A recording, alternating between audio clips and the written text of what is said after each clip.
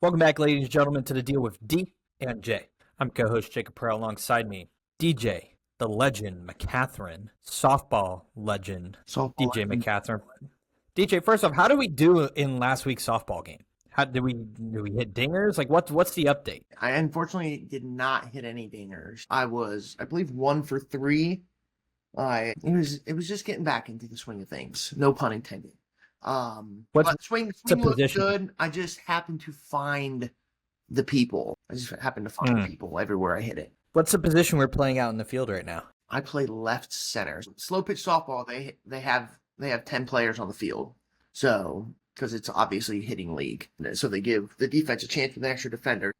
They put me in left center field with this cannon over here. With that cannon, it's all right. Absolutely love it. Absolutely love it, DJ. I mean, first and foremost, I honestly forgot what we were going to talk about right here. I had it right there. I had it, and I lost it there for a second. But what are we talking about again? We just had an NBA series finish up. Oh yeah. We have some college football schedule releases.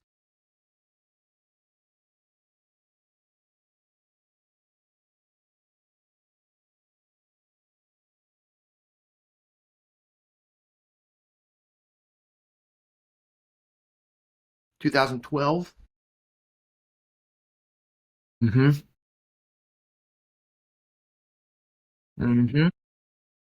And this series wasn't particularly close. Nope. Outside of maybe game 1, but even then, this whole series was just a blowout. Yeah. OKC is legitimately that good. They moved the ball incredibly well. SGA has officially reached superstardom now as an athlete. Free throw merchant, call whatever it is. He finds a way to the free throw line. He shoots a ton of shots. He gets his shots up. He makes them. But unbelievable stuff from OKC. And the scary part about OKC is that they are so young. Mm-hmm. Their average team age, DJ, I think it's 24 years old. Yep, stupid young. Just going to be a torture chamber for years to come. And man, looking back now on that Paul George trade to the Clippers, what a steal. What a fleece. SGA, 5 first-rounders, basically traded somebody else in that role as well. And look at them now. In this draft alone, DJ, they have 2 first-round picks in this upcoming draft, too. That's insane. So, they can add talent. They can trade picks to get more talent, but they're playing some of the best basketball we've ever seen. Jalen Williams has turned into one of the better role players on that team. Yep. After a lot of question marks in that series against Denver, he has really blossomed into a full-fledged, full-rounded athlete for this Thunder team. Yep. I mean, he contributed, 38 points, something like that the other day. Yeah. Him and Holmgren, along with Shea, it was like 95 points between the three of them. It was insane. Like you said, this team, super young, super athletic. They're not even at their full potential yet, and they're going to run these old guys out of the league. Yeah, I mean, for them, this is just the tip of the iceberg, it feels like. It might be a tipping point in the league, but it's unbelievable what they've done. Now, if you look at Minnesota, you're kind of sitting there going, what on earth happened, right? Anthony Edwards was showing himself in these last 2 games. I don't think he showed himself all series. I mean, the Timberwolves didn't show up at all. In Game 5 alone, Julius Randle, 24 points. Anthony Edwards, 19 points. McDaniels, 5. Rudy Gobert, 2. Mike Conley, 0. Why Mike Conley starting over DiVincenzo's beyond me. At that point, I get there's tenure, but, they just couldn't. There was just no help. Versus you look at OKC, 22 from Holmgren, 19 from Williams, 34 from SGA. Lou Dort had 12, and Hartenstein had 8. Right. I think they got that starting 5 outscored Minnesota in and of itself. The fact that Minnesota got to 94 is impressive in and of itself in this game. But if you're Minnesota, where do you go?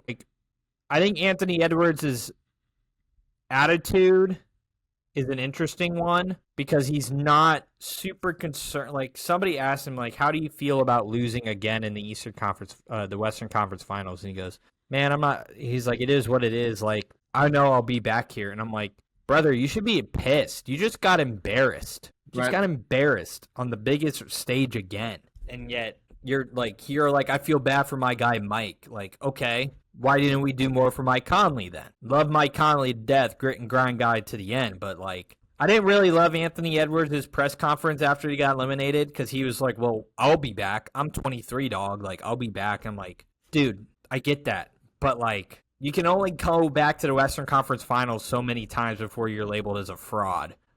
Yeah, I didn't mind his post-game press conference. I understand what you want. Like, from your guy, you want that. You want him to be pissed off. You want the energy. But from the other side, it's just like reality hits. It's like, well, like, what do you want from me, really? Like, it's almost like he was trying to not give a soundbite for people to go off of. And, we are finding something to gripe on. But he said very, very plainly, no one's going to work harder than me this offseason. That's what you wanted, but it wasn't the Tim Tebow, I'm going to work every day to get to this. You will never see this team be like this ever again. Or the Kobe, the Kobe response. What's there to get excited for?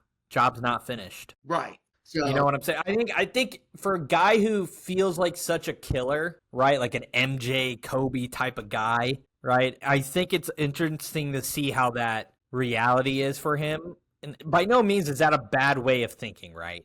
But for me, looking at a franchise guy, like I do love, he's like, no one's going to work harder than me. But like there was one time where it was like Nikola Jokic, I can physically remember. He goes, yeah, I have to be better. I have to be in shape. I have to be better. I cannot be getting tired. Right. I cannot be getting crushed on defense. I cannot not be scoring points for my team, right? Right. And what happened the next year or two, he won the NBA title. Like, that's what I was kind of more looking for. Like, I get you're going to work harder than everyone else, Ant. But, dude, you just got shell-shocked in the last 3 games of this series. And I was really expecting more of, like, that won't happen again. Right. That was more what I was looking for from a franchise guy. Yeah. But that's me nitpicking. I got to nitpick because that's what happens when you lose. You have to face us being nitpicked. And I think the team that is assembled with them, I think is perfect. I don't think you need to change it. I don't think you need to go get Giannis. I don't think you need to go do anything incredibly drastic other than maybe draft incredibly well. Maybe sign a couple pieces, couple 3-and-D guys, maybe a key piece off the bench to add some more depth, 3-point shooting to this team, I think was lackluster. Yep. Lackluster. So, like, I think that can be added to this team. But, like, the combination of Randall and Ant is really good with DiVincenzo coming off the bench with Naz Reid. Gobert, again, is an elite defender. I mean, McDaniels is in the same boat as well, so you kind of sacrifice there. Mm-hmm. But, again, that is what it is for the Timberwolves. And, again, I just think you need to add 3-point shooting to this team, and I think this makes this team better, and maybe you get a legitimate number 1 point guard that's not Mike Conley or Dante DiVincenzo. Maybe you get somebody who can actually handle the ball up top and officiate your offense in a clear, positive way. Yeah, no, I'm a big Mike Conley guy. He's an Ohio State man, but it might be time to move on, or maybe not even move on, but find a different role for him. His plus minus is not Nick. The fact that he's starting is absurd. Yeah, minus 22. You got to find a liability. You got to find a way to get him more involved, maybe. And like I don't like the fact that he's playing 21 minutes and he's getting 3 shots as a starter is a little confusing. It's actually very confusing. So I don't know what to think of it. I don't know I don't know if he's going through an injury or what. But like this is actually zero production. I don't know I know he's got 2 steals here, but. He also has a turnover in there. He's got a block. Like, maybe they're relying a lot more on his defense, but I might even take DiVincenzo coming off the bench at that. Well, moving on, let's talk about this other series super quick. Game 5 is tonight, Thursday night, against Pacers and Knicks back in the Garden. Timothy Chalamet on the wood. You know how it is. All the stars are going to be out there. Anne Hathaway making OG Anunoby a new man. In the Twitter realm. But this series, man, remember the last episode, DJ, we talked, and I told you that the Knicks had to win Game 1. We talked about it, remember? I said they cannot lose Game 1 because if they lose Game 1 to the Pacers, remember, because you were talking about you can't lose Game 2, right? Yes, that was it. I had it reversed. Yeah, you got it right. And I was over here talking about game one is pivotal because guess what happened in game one? I don't want to say I predicted it, right? But I aforementioned the fact that Indiana does not die, right? They don't go away. And you have to put them out the first chance you can. And guess what? They didn't.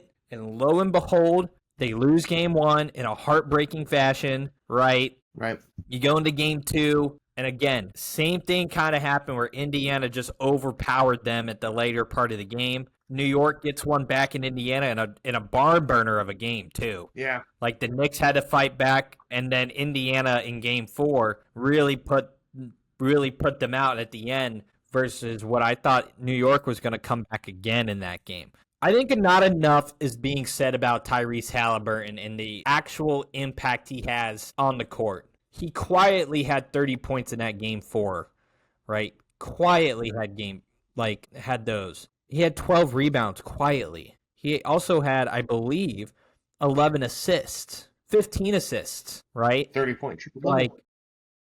Correct? Yeah, plus 16, plus or minus. And guess what? No turnovers either. 4 steals. Wow. This is a guy that you look at it and you're like, this is amazing. But yet we're not giving him a ton of respect. And what I think, again, and I think the NBA, people are going to be like, I'm not going to watch Thunder Pacers. I think Thunder Pacers are going to be some of the best basketball we watch. Because they both play team basketball. Team basketball. Siakam and Halliburton had 30-plus in that game four. Mathurin had 20 off the bench, right? And if Halliburton's doing it all quietly to get this Pacers team to win, then, that's what you got to do. And I think for the Knicks, I saw somebody say this on TikTok. I'm blanking on his name, but it was the same thing I kind of mentioned before, that the Knicks were made to beat the Boston Celtics. I'm not really quite sure they were made to do anything after that, if that makes sense. Well, I think it would be said that if you can get past Boston, you can get past anybody.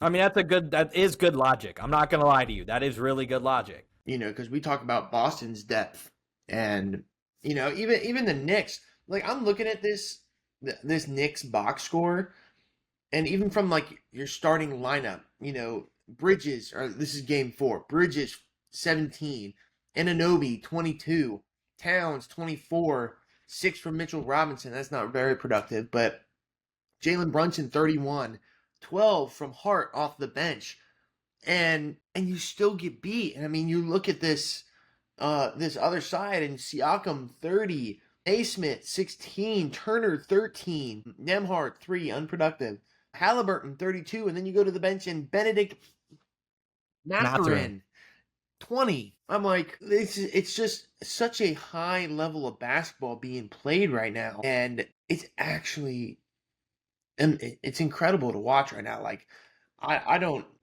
It's not even like a Knicks deficit. The Knicks really aren't doing anything wrong. It's just the Pacers are playing at such a high level right now that it's just not obtainable at the moment. Yeah, I think if you're the Knicks, I think you look at this as arguably the biggest missed opportunity that the franchise has had in a incredibly long while, obviously. So I take it you're counting the Knicks out. Yeah, I just don't see with the way Indiana's playing that New York can survive. Maybe they can survive a game 5. I don't see how you survive game 6 back in Indiana. And it doesn't help where Indiana's also the best road team in these playoffs, right. Like stealing 2 in Cleveland, stealing 2 in in this series. They stole, I think, 1 or 2 against Milwaukee. And they've made quick work of all these opponents. They beat Milwaukee in 5. They beat Cleveland in 5. What we think happens tonight, they beat New York in 5,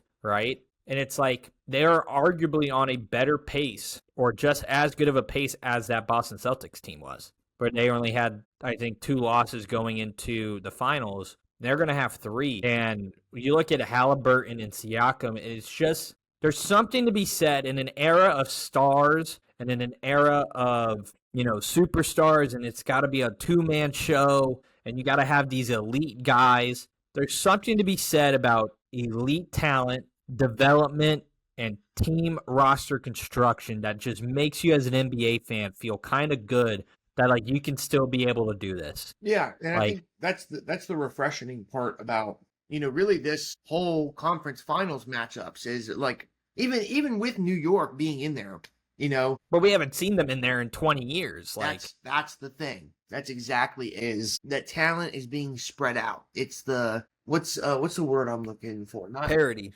Parity. I was going to say polarity. It's the parity, but it's the parity within the league that we've been striving for. We've been wanting this. But like not even just in here. We've been wanting this across all sports. Yeah. To give these teams a better chance, and it's weird.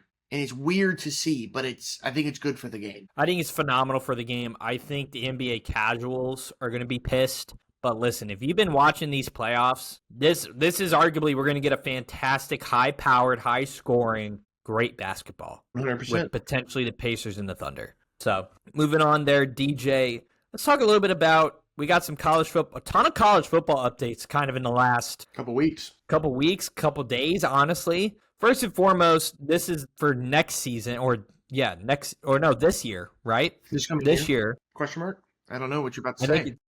It's the format change of this upcoming year. There's no longer going to be, if you win your conference, you qualify for the automatic bye. It is going to be the 4 best teams get the bye. Yep. Which, if we base that off last year, would have still been Penn State, Texas, Oregon, and it would have been Georgia or Notre Dame in that 4 spot. I believe it would have been Georgia. Yeah, because Georgia was the 5. So either way, those would have been the 4, and it would drastically have changed the seeding. It wouldn't have caused Boise State to, be on the outside. Wouldn't cause Boise State to get a bye. It wouldn't have caused Penn State to play an extra game. Like everyone's going to call it the Boise State rule, which, to be fair, it kind of is that.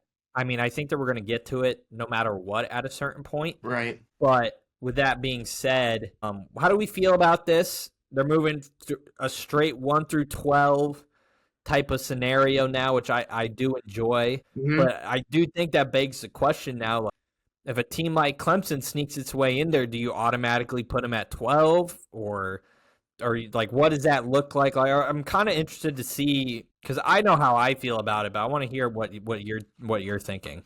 So what do you mean Clemson sneaking there at 12? Because they were on the outside looking in, remember? Okay. And they ended up winning, but because they were a higher seed. No, wait, they got a bye, didn't they, right? Yes, Clemson got a bye. So I think with that, what I'm trying to say is that if a team like Clemson sneaks its way in there, right, and Arizona State does what they do, and the Big 12 got incredibly punished, which was weird that they shouldn't have been punished for. I'm interested to see, like, does Clemson end up in that 12 spot?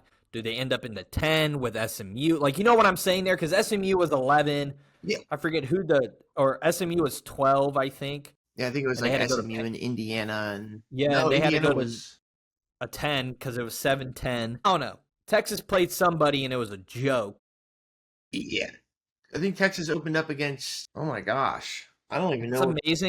It's amazing how much we don't know. Clemson opened up against Texas. That's what it was. The 12 versus 5 there. Correct. Here we go. I got it pulled up. Yeah, I got it. And then it was Tennessee, and then you got Tennessee, Ohio State. So many of these teams are forgettable because you only really remember the bowl games. Right. So, like, I mean, you look at it, and Clemson's a 12, SMU's at 11. You got Indiana in there. Like, I'm wondering, like, does that change the way these games are maybe played? Does it change the seeding of it? Because Texas would have been a top 4 team because it would have been Texas, Ohio State, Penn State. Not Ohio State. Ohio State was not good.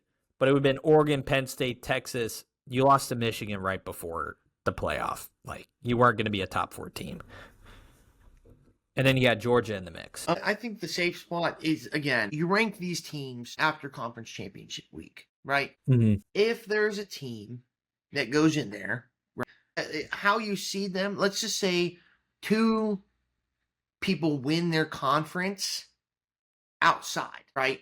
However, they're ranked outside, they get put at 11 and 12. So if Clemson's on the outside looking in, and let's just say Penn State. Let's just say Penn State was looking on the outside in, right? And then you had Miami and Alabama out there who didn't play in their conference championship game. If Clemson and Penn State both win, you lay them out just as normal. Let's just say Penn State's 16. Let's put Clemson at 14. Penn State will get moved up to 12, and Clemson will be moved up to 11. And that's really what it should be. I like this conference championship still meaning something, right? Because I think you do need to have a reward for them. And it would absolutely blow for the team favored to win to be upset. And not have a chance to get in, because you didn't really see that in this year's in this year's playoff bracket, because SMU and Clemson both got in. Georgia and Texas both got in. Oregon and Penn State both got in. The only conference that didn't was the Big 12. Arizona? Who did they play? Arizona State. Arizona State. They automatic. Yes, but who did they play in that game? Texas in the Big 12 championship game. Oh, they played Iowa State. Yeah, so Big 12 was the only conference that didn't have both teams make it of the Power Which I think is also a travesty of where we're going to eventually get with the sport in the 16, and we're probably going to go 4-4, 2-2 at large, or it's that is absolutely ridiculous. No, it was 4-4, 2-2-1, 2-2-1, or was it? I think it was that, and then it's just like where are we going? I think for me, I like the 1 through 12 straight through, which will, I think, lend itself to better matchups. I think that was the biggest thing, was that on paper, you're looking at this and it's like Penn State's going to smother SMU, right? I think we're going to get a little bit more evenly played games potentially, especially, like, I don't know. I don't think it'll be that even, but I think it will balance it out a little bit more. Like, Boise State being a 3, like, we'll get Boise State playing somebody a little bit more legitimate, and maybe Boise State gets a home game. Right. Maybe that's what we're talking about. Maybe we're sending Indiana to Boise, right? So I think that's where it can level itself out. Yeah. So I think it'll be good. I like this move. We could still end up with some bad matchups with, how everything plays out. Like Michigan TCU was a great matchup, but TCU Georgia was not, and that's inevitably going to happen. And this doesn't stop that from happening, whether it was the old format or the new format. But you don't want your championship game. I think that's what ultimately it was, is they didn't want their championship game to be 65, to 7. They would rather have their semi or quarterfinal game being that blowout, so they could. I mean, even that Ohio State Notre Dame game was pretty much a blowout. Like, you never once felt that Notre Dame was in this game. Except maybe after the first drive when Riley Leonard rushed it 13 times. Like, I think when you look at it on paper, like, again, like, I think taking out the conference affiliation, like, for instance, I think Clemson, Arizona State would have been a phenomenal game. Would have been phenomenal, right? Maybe that shakes out the Notre Dame, Indiana. Maybe it's Notre Dame, SMU, and in Tennessee is facing somebody. Like, I think you shake it out a little bit better. Like, I think Boise State now plays Indiana, and Indiana comes to them. Right. Arizona State may be taking on SMU, and now we're playing a game in Tempe. Right. I think you're balanced. Like, I think that's a more entertaining first round game, Arizona State, SMU, for the winner to then play Texas or Penn State, versus what we had, which was SMU couldn't even run the ball, couldn't throw the ball, couldn't do anything. Right. Well, I think, because I think the way the format would have been, it would have been like Ohio State, Arizona State, and then it would have been. And like, I have their rankings here on the side too, where it was like Ohio State was, if we were going off the seeding based off the rankings here, it would have gone Oregon, Georgia, Texas, Penn State. Then it would have gone, where's my 5? Who's 5? It would have gone Notre Dame. It would have gone, trying to do math in my head is bad. Would have gone Notre Dame, I'm at 6. Notre Dame, it would have gone Tennessee. Then it would have gone. Notre Dame, Tennessee would have been kind of cool. Well, no, I'm just going in order. It would have gone Notre Dame, Ohio State, Tennessee, SMU, Arizona State, Clemson. Right. So, like, that would have been your 1 through 12. And I think somebody had it before. I gotta do a lot of editing. Da-da-da-da. But I think if we went off that, the 5 would have been Notre Dame takes on Clemson in that realm. Notre Dame takes on Clemson. It would have been like Boise State versus SMU. It would have been Ohio State versus Arizona State. Yeah. And I think Indiana, Tennessee, and Tennessee's now hosting a home game. So, like, looking at it like that, it changes some things. You change the matchups. I think you can get more entertaining first matchups. Yep. Apologize to everybody who just had to, like, listen through that. That was brutal. But I figured it out. Trying to, like, it's weird because they have their seed and then they have their the college football playoff ranking next to them, and it's like trying to connect the dots, and it's not fun. No. But DJ, besides that news, we got some kick times. Yes. We got some kick times. And I'm gonna blow right by here because I think this is the biggest news for college football fans possibly. That Penn State whiteout game. I love it. Is going to be 7 o'clock, and it's finally, for the first time, what does The Rock say? Finally! Well, whiteout game is in a meaningful place, at a meaningful time, and against a meaningful team. Penn State, Oregon, 7 o'clock, whiteout is back, baby. I'm pretty sure they've done whiteout during the day the last 2 years. No, the whiteout has always been at night. It just was like against Indiana or Illinois. I know they had last year was against one of them. Yeah, against Washington. I think another one was Iowa. Yeah. I remember being at a UMass bar watching this game going, why is this on my television when it's 34-0 because Iowa can't score? Right. Because they don't know how to play offense. I will say it still makes me sick to my stomach that Ohio State, Texas is going to be a noon kickoff. Yeah, and the AD saying that he's got to go to church on Sunday. Give me a break. Give me a break.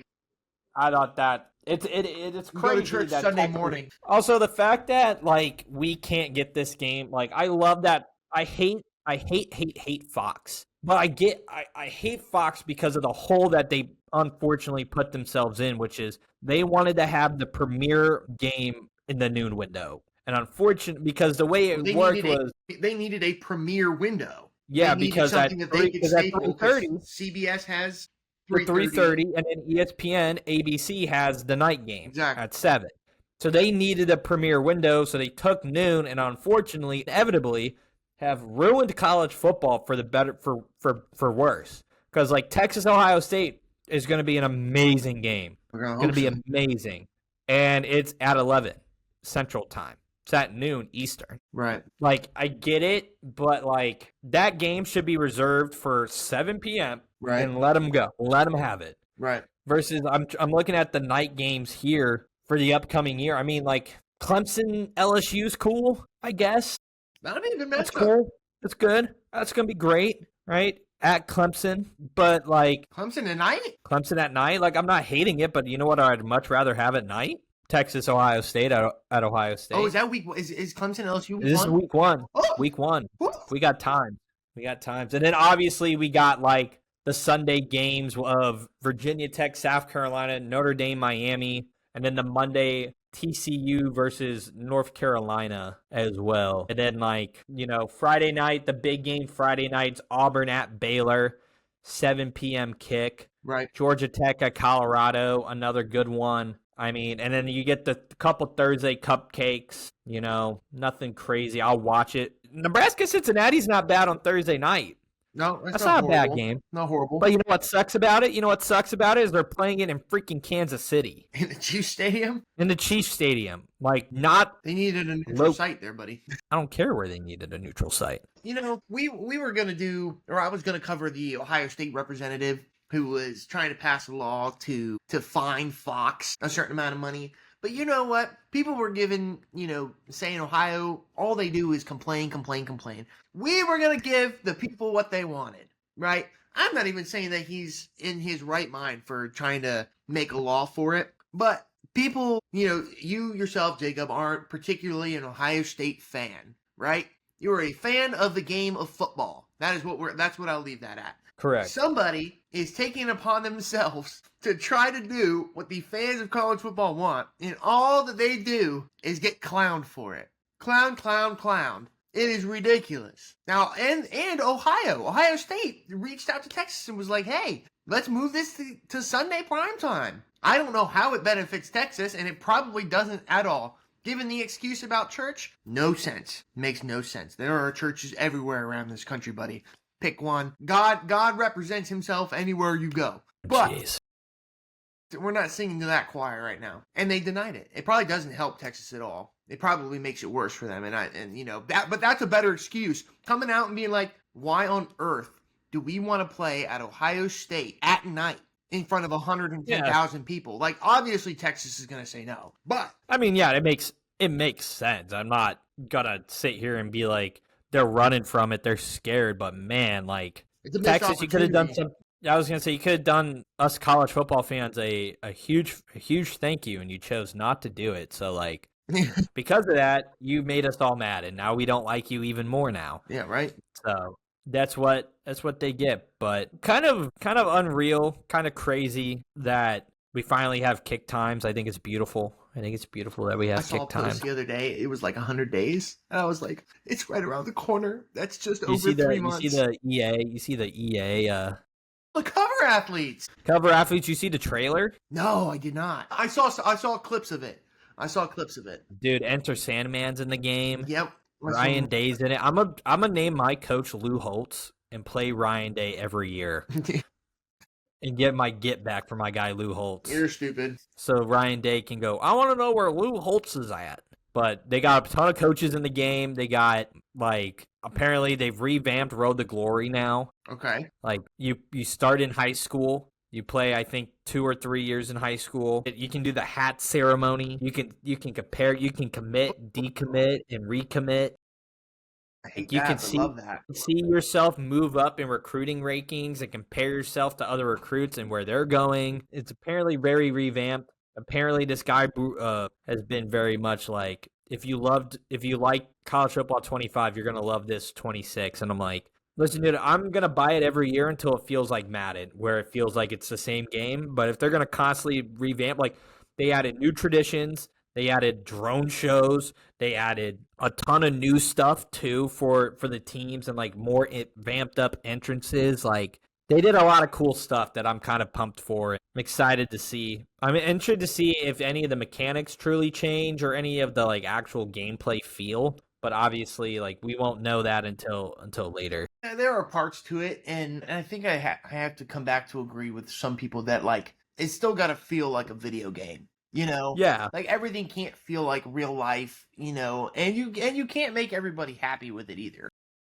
No, but I think listening and critiquing, like Road to Glory was such a terrible mode because you would get one snap, right? Take it maybe 50 yards, maybe get a 20-yard carry, maybe some like a good gain. You get pulled and you sit a quarter and a half. And it's like, I don't know what to do here. And it's like you're a senior and you've maybe played 15 snaps in your entire career because you're just trying to find opportunities. Even if you go to a smaller school. I started out as a running back at UMass and I was still sitting out a quarter and a half. So I think if they fix that, I think the other stuff to Road to Glory is great. Right. But I think if the gameplay is like still we're sitting out quarters and like 15 plays and like not being involved in the offense after being like a focal point, then I'm gonna be like, what's going on here? Yeah, no, yeah. And then Dynasty now is a cross-platform as well. Wait, it wasn't cross-platform before? Nope, now it is.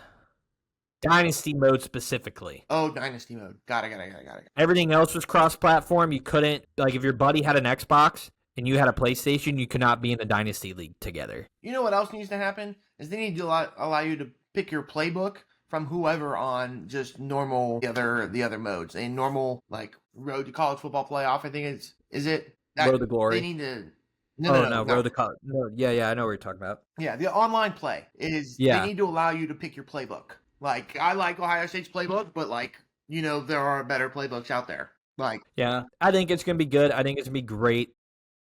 Shout out to two freshmen. They're now sophomores getting the cover for it. Yeah, somebody was like upset the other day. I think it was Rico Knows on TikTok where he was like, these bros are coming back. Why are we putting them on the cover when we can shout out other people? And it's like, I don't know, dude, because they're the two biggest stars in college football besides Arch Manning. Maybe that's it. Maybe. Maybe. Where are we going to put Drew Aller on there? I don't think anybody wants a Drew Aller on their football cover. Come on now.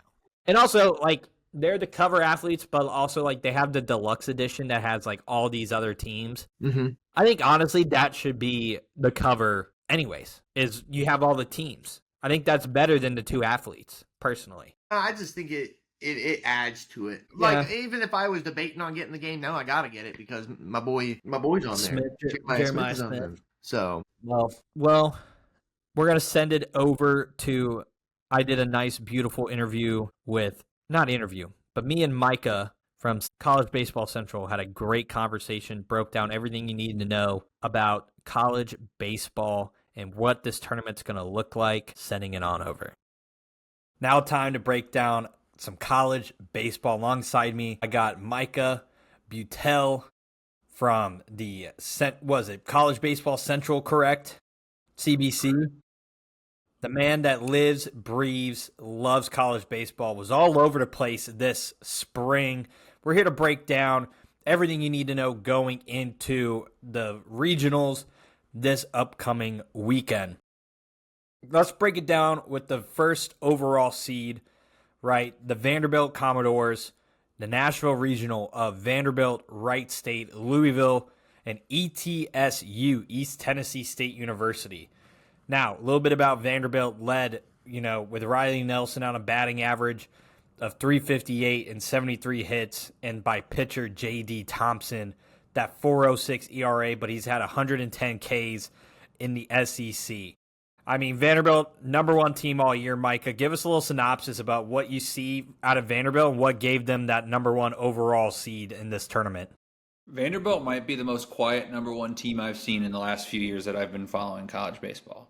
Like, they deserve it. They full-heartedly deserve to be the number one team in the country going into the postseason here. But they just kind of quiet. Like, I mean, there were times this year I thought that they were like the 9th or 10th best team in the SEC. Like, they just quietly have kind of done their thing. It's also like they do it like, I mean, it's a big talk about in the college baseball world is like, is Tim Corbin washed up? Not that he's not a good coach, but he always won games 3-2, 4-3. Like 5 runs for Vanderbilt won them most games. Where most teams in the country, 5 wins doesn't necessarily mean you're going to win. And, can you win in pitching in the modern college baseball world? And the answer right now for Vanderbilt is yes. This regional, man, is so much fun. I don't know if you've deep dived it or not too much, but every team in this regional besides Vanderbilt averages at least 8 runs per game. Whew. Like, ETSU has 8.8. They're second in the country in home runs, or I think 4th in the country in home runs now. But, like, they're top 5 in the country in, like, 5 statistical categories offensively. Wright State hits the living daylights out of the ball. They're actually the highest scoring offense in this tournament, or in this regional, excuse me.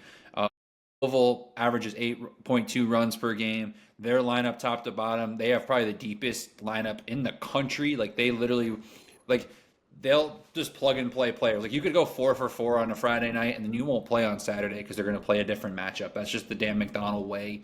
Another fun fact is Vanderbilt is winless against teams in this regional. Actually, I don't know if they played Wright State, but Louisville beat Vanderbilt the one time they played them this year. So, obviously, Louisville kind of doesn't, I don't want to say they don't deserve to be a 2 seed, but, like, as someone that is really upset about Virginia getting snubbed, like, I think Virginia is more dangerous than Louisville right now, because that's the thing is, like, these teams, both Louisville and ETSU, really limping right now with pitching. They don't have a ton of depth, and some of their top arms are out. Wright State's a little bit better off, but, I mean, let's just call it what it is. It is a Horizon League team, so their arms are not set up for that. So it's going to be a real conflict of interest, or like a conflict of styles. Like, that ETSU Louisville game on Friday at 1 o'clock Central, I think, is probably going to be a 5-hour game. It's going to be like 15, first one to like 15 wins. I mean, it's going to be absolutely crazy. I mean, ETSU won a conference tournament game 17-14 earlier, like 3-4 days ago against Western Carolina. Like, they were down 12-5 and came back. So with them, no lead safe. It's going to be a really, really fun regional. I was actually planning to go, but Nashville's just a little too far from Beaumont, Texas for me. Yeah, I think Vanderbilt's case, like you mentioned, quietest number one seed. I think, like in said, in recent memory For me, for Vanderbilt, like you've mentioned, they just really rely on pitching in these matchups, and I think also the SEC cannibalizes itself so more often than not, especially this year with the addition of Oklahoma and Texas. That we really I don't think anybody really stood out in the SEC, but I also thought they really threw a lot of heavy punches in that in that conference. I mean, if you had to put, money, if, not money, but if you had to kind of take your pick for who's going to come out of this regional, would you take the field or Vanderbilt in this sense of, we saw it in softball. A&M goes down to Liberty, and Liberty was a really good softball team that probably shouldn't have been on that side of things. And you got Louisville and ETSU, who are probably shouldn't be on this side of the bracket either, maybe giving Vandy trouble. Would you take the field or Vanderbilt to get out of this regional? I think I'd take Vandy just because Louisville and ETSU can beat Vanderbilt. I don't know if they can beat them twice. And that's the part that, for me, they're both limping right now. One of ETSU's top starters went down a couple weeks ago. Louisville right now, Patrick Forbes isn't 100%. Their ace. They're kind of on a two kind of arm spot right now with a spot start from a bullpen guy, depending on how they're feeling in that third spot. So, I just don't think they have enough to beat. It's not like Vandy doesn't score. Their offense is going to score some. It's just, I don't know if they can hang long enough. My cat might be making appearances. This is late night. He's the most vocal cat in the world, so apologize in advance if you hear him meowing. Just unfortunately, unless I lock him up, which will be almost worse because I know just meow really loud. But don't worry, the fans listen to DJ in Weston every now and then, his dog. So fair, not the biggest deal in the world. But I think I'd just lean Vandy because I think that Louisville ETSU game, because both teams are going to obviously try to get that 1-0 spot. You might burn, Brady Fredericks for ETSU might be burned right away, or Tucker Biven from Louisville might be burned right away, and you're kind of just you're not going to beat the number one team in the country without, not some luck, but just being set up in a good spot. And I just don't think they're going to be, I wouldn't be surprised if ETSU Louisville winner does beat Vanderbilt that first time and they're 2-0 and Vandy's got to come through the losers bracket. I just don't know if these teams have the arms to go the whole distance with Vanderbilt. Yeah, I'm kind of in that same boat. Jumping down to the Hattiesburg Regional, the 16 seed Southern Miss Golden Eagles. I mean, talk about a team that's constantly held regionals, and nobody throws a party like Hattiesburg. I mean, the only team you can maybe argue is ECU when they host, but Hattiesburg knows how to party down there when they host. They're hosting Columbia, Alabama, and Miami of Florida. I mean, Southern Miss led by Jake Cook with a .350 batting average. Fun fact here, they got 6 dudes with a plus 300 batting average in this group. Matthew Russo leading the team with 17 home runs, but they're also very heavily led with pitching. J.B. Middleton, sneakily one of the best pitchers in the country, 0.01 ERA with 114 Ks, led the conference down there for Southern Miss. It's not going to be easy for Southern Miss. They got to go up against Bama with Cade Snell and Justin LeBron and those 2 active bats in Miami with Daniel Kuvat and Jake Ogden. I mean, Columbia, they came through kind of a sneakily tough Ivy League with the way Yale and Harvard were battling it out. But I think Southern Miss here has their work cut out for them against Alabama and Miami. It's funny because I like this Miami program. I'm very pissed they're in the NCAA tournament because I think Virginia and Notre Dame, who got left off in the ACC, had more of an argument, more so Virginia because of the conference record. Virginia swept them 2 weeks ago. Miami played really good baseball in the month of April and the first week of May, and then they've been pretty bad since. I mean, they got run-ruled by Cal in the ACC tournament. Miami doesn't have a full lineup of offense. Daniel Cuvée is a stud. I mean, he's one of the best players, one of the best third basemen in college baseball. He's going to be a first-round draft pick. But overall, I mean, this is not a super deep lineup. Their pitching staff is good, but not great. I mean, this might be a crazy take, but I think Miami might be the 0-2 team. I really like this Columbia team. The Ivy League was sneaky good this year. And also, Oscar, what are we doing, buddy? But Columbia is also the best 4 seed in this tournament. They RPI is 61st. Like they should not be. I don't know. I was shocked when I saw them on the 4 line, and I felt bad for Southern Miss because they got sent a 2 seed that probably has an argument to host. Miami, who again, probably one of the last 4 teams in. I don't know if they actually were listed as that, but they probably had to be close to it if they weren't. And then obviously Columbia, of course, who probably is the best 4 seed. So I mean, it's going to be a whole lot of fun. This is the one I'm going to. I'll be there Saturday and Sunday. Yeah. I won't be there Friday. I'm doing Oxford on Friday, but I'm doing this one Saturday, Sunday. Alabama is undefeated in games I've seen them play in this year, so I don't know if that continues, but they are 4-0. So, it'll be interesting, but I'm excited to check out. I've been to the ballpark before, but not like on a game day or anything, so intrigued to see how that small ballpark just feels like a cavernous venue after you see all the fans out in the outfield. And like I've been told, like where the media seats are, you might have obstructed views because there's just nowhere to put you. So it's going to be interesting to kind of see how Hattiesburg is rocking this weekend. I will say one thing about Southern Miss. It seems like kind of either a year in, year out type of basis. It seems like they get a regional or they get a supers, and they just can't seem to find the right magic to punch their ticket either to Omaha or punch their ticket to the next round. This Alabama team, I do really think is sneaky good because they went through that SEC. And if I'm Southern Miss, you're a little bit upset with the draw given how tough of an out Columbia and Alabama are going to be. But I love Southern Miss. I love the way they get down there in Hattiesburg. And I think they can get out of this regional, but it's not going to be safe and it's not going to be pretty. They probably might have to come up through that loser's bracket or really fight their way to some wins here. Yeah, I mean, 100%. I mean, this is probably the toughest, maybe not the toughest regional, but it's up there for sure. I'm not completely sold on Miami. Like I keep imagining the world where if they would have put Virginia as that ACC team instead of Miami, how unbelievably scary this regional would have felt just because of what Virginia is capable of. Yeah. But, again, it's going to be interesting to kind of see what goes down because Alabama has also been very wishy-washy. So I love Rob Vaughn and that team, but you just never know. That's the nice thing about the postseason, especially like teams like, again, Alabama would host if they could just figure out how to beat Tennessee, but they couldn't figure out how to beat them. So, yep. Moving on down to Tallahassee and Florida State.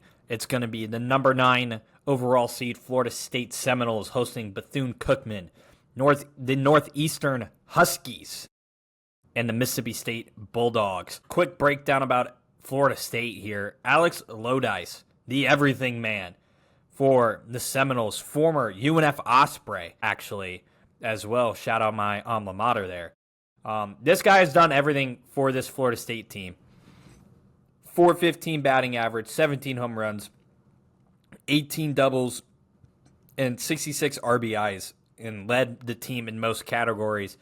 But not only that, besides Lodice, they're led by a projected top 5 pick in Jamie Arnold with that 3.04 ERA. Complete filthy stuff on the mound. And, if Florida State's going to go deep in this tournament, they're going to have to expect a Paul Skeens-like run out of Jamie Arnold and what he can do. Northeastern, 48-9, kind of the pinnacle of Northeast baseball right now. Harrison Feinberg, 379 batting average, and Cam Maldonado are some other guys to keep on. And they're led by 2 aces, Jordan Gottsman and Avon Cabral, both with a sub-3 ERA. And in Mississippi State, Ace Reese, 371, 21 home runs. I mean, Florida State's got a very tough task here with those 2 teams in Northeastern and Mississippi State, potentially. I'm going to give Bethune-Cookman a ton of respect, but they're, given they played each other a little bit in the season, Florida State kind of has taken care of them a bunch. But Northeastern and Mississippi State, talk about tough picks for Florida State to go up against and potentially trying to get on to supers. Yeah, I was shocked Northeastern got sent to Florida State because they had someone on the committee. And I just figured he'd be like, yeah, we want nothing to do with the hottest team in college baseball. But they got stuck with them. Last year Florida State obviously hosted UConn, so I'm just going to start predicting every single Northeastern dog school to play them. So I know Maine's not necessarily a bear, but maybe they'll just switch it over to a bear next year or something. But no, I mean, it's crazy to think like how good this regional is. This is one of those where like if you tell me I have to pick the field or one team, I'm picking the field, doesn't matter who. Not because I don't think Florida State's capable of getting out of this, but like I just think that Northeastern is like Again, they're the hottest team in the country. That's honestly, it's kind of funny because it's almost a little scary for them, I think, because like you got to lose at some point. So like in a way, it's almost like you've forgotten how to lose. So if they lose Mississippi State, I don't think they're going to lose to Bethune-Cookman, but Bethune-Cookman's a very sneaky good team there. That is a scrappy group. If you watch any SWAC baseball, like they walked off the championship game down 1 run in the 9th on Sunday. They're a fun group to watch. But and again, if you lose game 1 and you kind of just like sleepily kind of feel down on yourself because you haven't lost in a while, you could go 0-2. I mean, Bethune-Cookman's capable of it. And this is one of the better SWAC teams we've seen in the NCAA tournament in recent years. They're not just like a throw you a meatball and you beat them 18-1 type team. So it'll be interesting. But Florida State's a tough place to play, man. Like if you go to Tallahassee when it's rocking, and like I know it's weird to bring up a tragedy and say like, oh, it's going to be a special season, but like something about what happened with that tragedy a couple weeks ago, which obviously kind of messed up Virginia a little bit and having their RPI go down, like, you know. For Florida State, too, that was an opportunity. I think if they play that series and do what we think they might have, like they're probably a national seed. They're probably looking at like a super regional, which is still possible, obviously, if Oregon State doesn't advance in theirs. But, you know, I just think Florida State's due for a special season because of it. And I know there's no analytics behind that. It's just pure gut, but it just feels like, I mean, this could, like, Florida State with Jamie Arnold, Wes Menendez, like, that is a group that could win a national title. Like, if they get the right spot, like the biggest question mark for Florida State is will their bullpen be able to figure it out? Because their bullpen has been their biggest problem all year. So if their bullpen can just be, you know, average to close to good, this team is capable of honestly winning the whole thing. I think with how drunk this sport is this year, there's like 15 teams that can win it, and they're one of them. Yeah, I think the biggest sleeper here, which is shocking to say for Mississippi State, SEC program as a 3 seed, but just the way they've been kind of playing and the way they have some of these really elite bats and some really good pitching, I think can really give Florida State a lot of trouble if Mississippi State can get past, you know, the dog that is Northeastern. And I'm really excited to see what Northeastern can bring in this regional. I mean, they're also the only team in college baseball with no double-digit losses in totality, 48-9, like we said. Moving on to the Corvallis Regional, I believe the only independent team in baseball, the Oregon State Beavers, number 8 overall seed, taking on the St. Mary Gales. The biggest snub, honestly, that we probably agree on, maybe the second biggest behind Georgia Tech, but TCU not being a regional host, instead they got to go all the way to Corvallis to take on the USC Trojans. I mean, Oregon State's led by Avea Arquette. You know, again, another top 5 projected player for this team, 348, 17 home runs. Avin Turley is another big name there. TCU really led by Tommy Lepore, 8 wins, 289 ERA. And then USC with Ethan Hedges and Adrian Lopez on the batting side and Caden Aoki on the pitching side of things for USC. I mean, looking at this at a glimpse, it feels like Oregon State's going to have some trouble with what seemingly looks like a date with TCU, given the way I kind of want things to shake out, given the way TCU was snubbed. So I'm interested to see kind of what are your thoughts on the TCU aspect and how do you see them faring in this Corvallis Regional? Well, my thing is like Oregon State hasn't played meaningful baseball since like the early part of May when they went to Des Moines, Iowa, and they tied the last game of that series because of curfew. Like they've gone like, yeah, they went to Hawaii and they won 3 of 4 there, but like they got absolutely destroyed by Oregon in 4 straight games. They really like. I don't mean to disrespect Oregon State because they did a good job of gaming the system early in the year, right? They lost the series at Nebraska. They won the series against UC Irvine at home, but like again, it was at home. Their best series is at Cal Poly. Like that's their best win. I mean, they didn't do a very good job in Texas at Round Rock. Their only win was Virginia, who now looking back on it missed the tournament. You know, no offense to your Baylor Bears, right? But they were in a very closely contested contest there in Arlington with Baylor. They lost to Auburn. They played a close one with a bad Ohio State team. So like, I just like I understand why they're hosting. Their RPI is good enough to host. I have no issues with that. But to send them TCU, a team that should be hosting, who's got a bad taste, like TCU is 3 outs away from winning the Big 12 tournament. That's going to sit with them. I think TCU maybe is not more talented, but I think they're the better team. And I also really like Kirk Saarloos. That staff really gets the most out of their players. I just I don't think Oregon State's advancing this one. That's why I genuinely think that Florida State might get that super regional at home.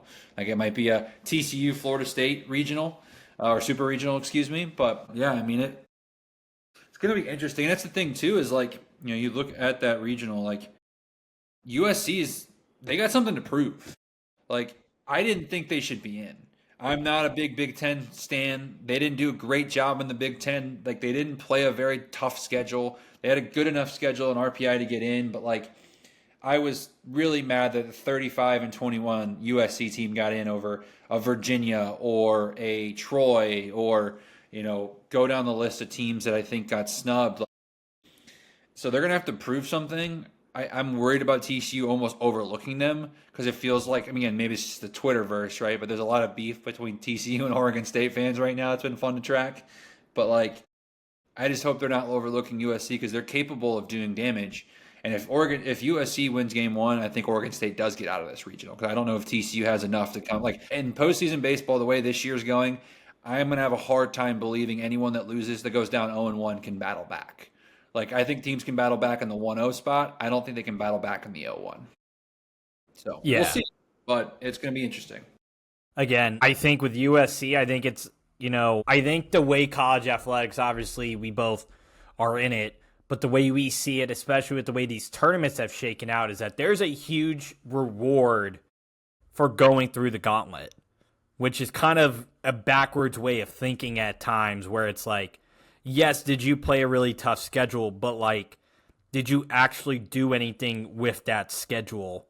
It was the argument case against some of the SEC teams in the men's basketball tournament when they had a losing conference record and they maybe had 8 conference wins, but their conference wins, I think Arkansas, for example, was against number 1 Auburn, but they split with Auburn and Tennessee, but yet they're getting rewarded for the one-off. And again, your RPI is what matters. So that's the way we see basketball and football going.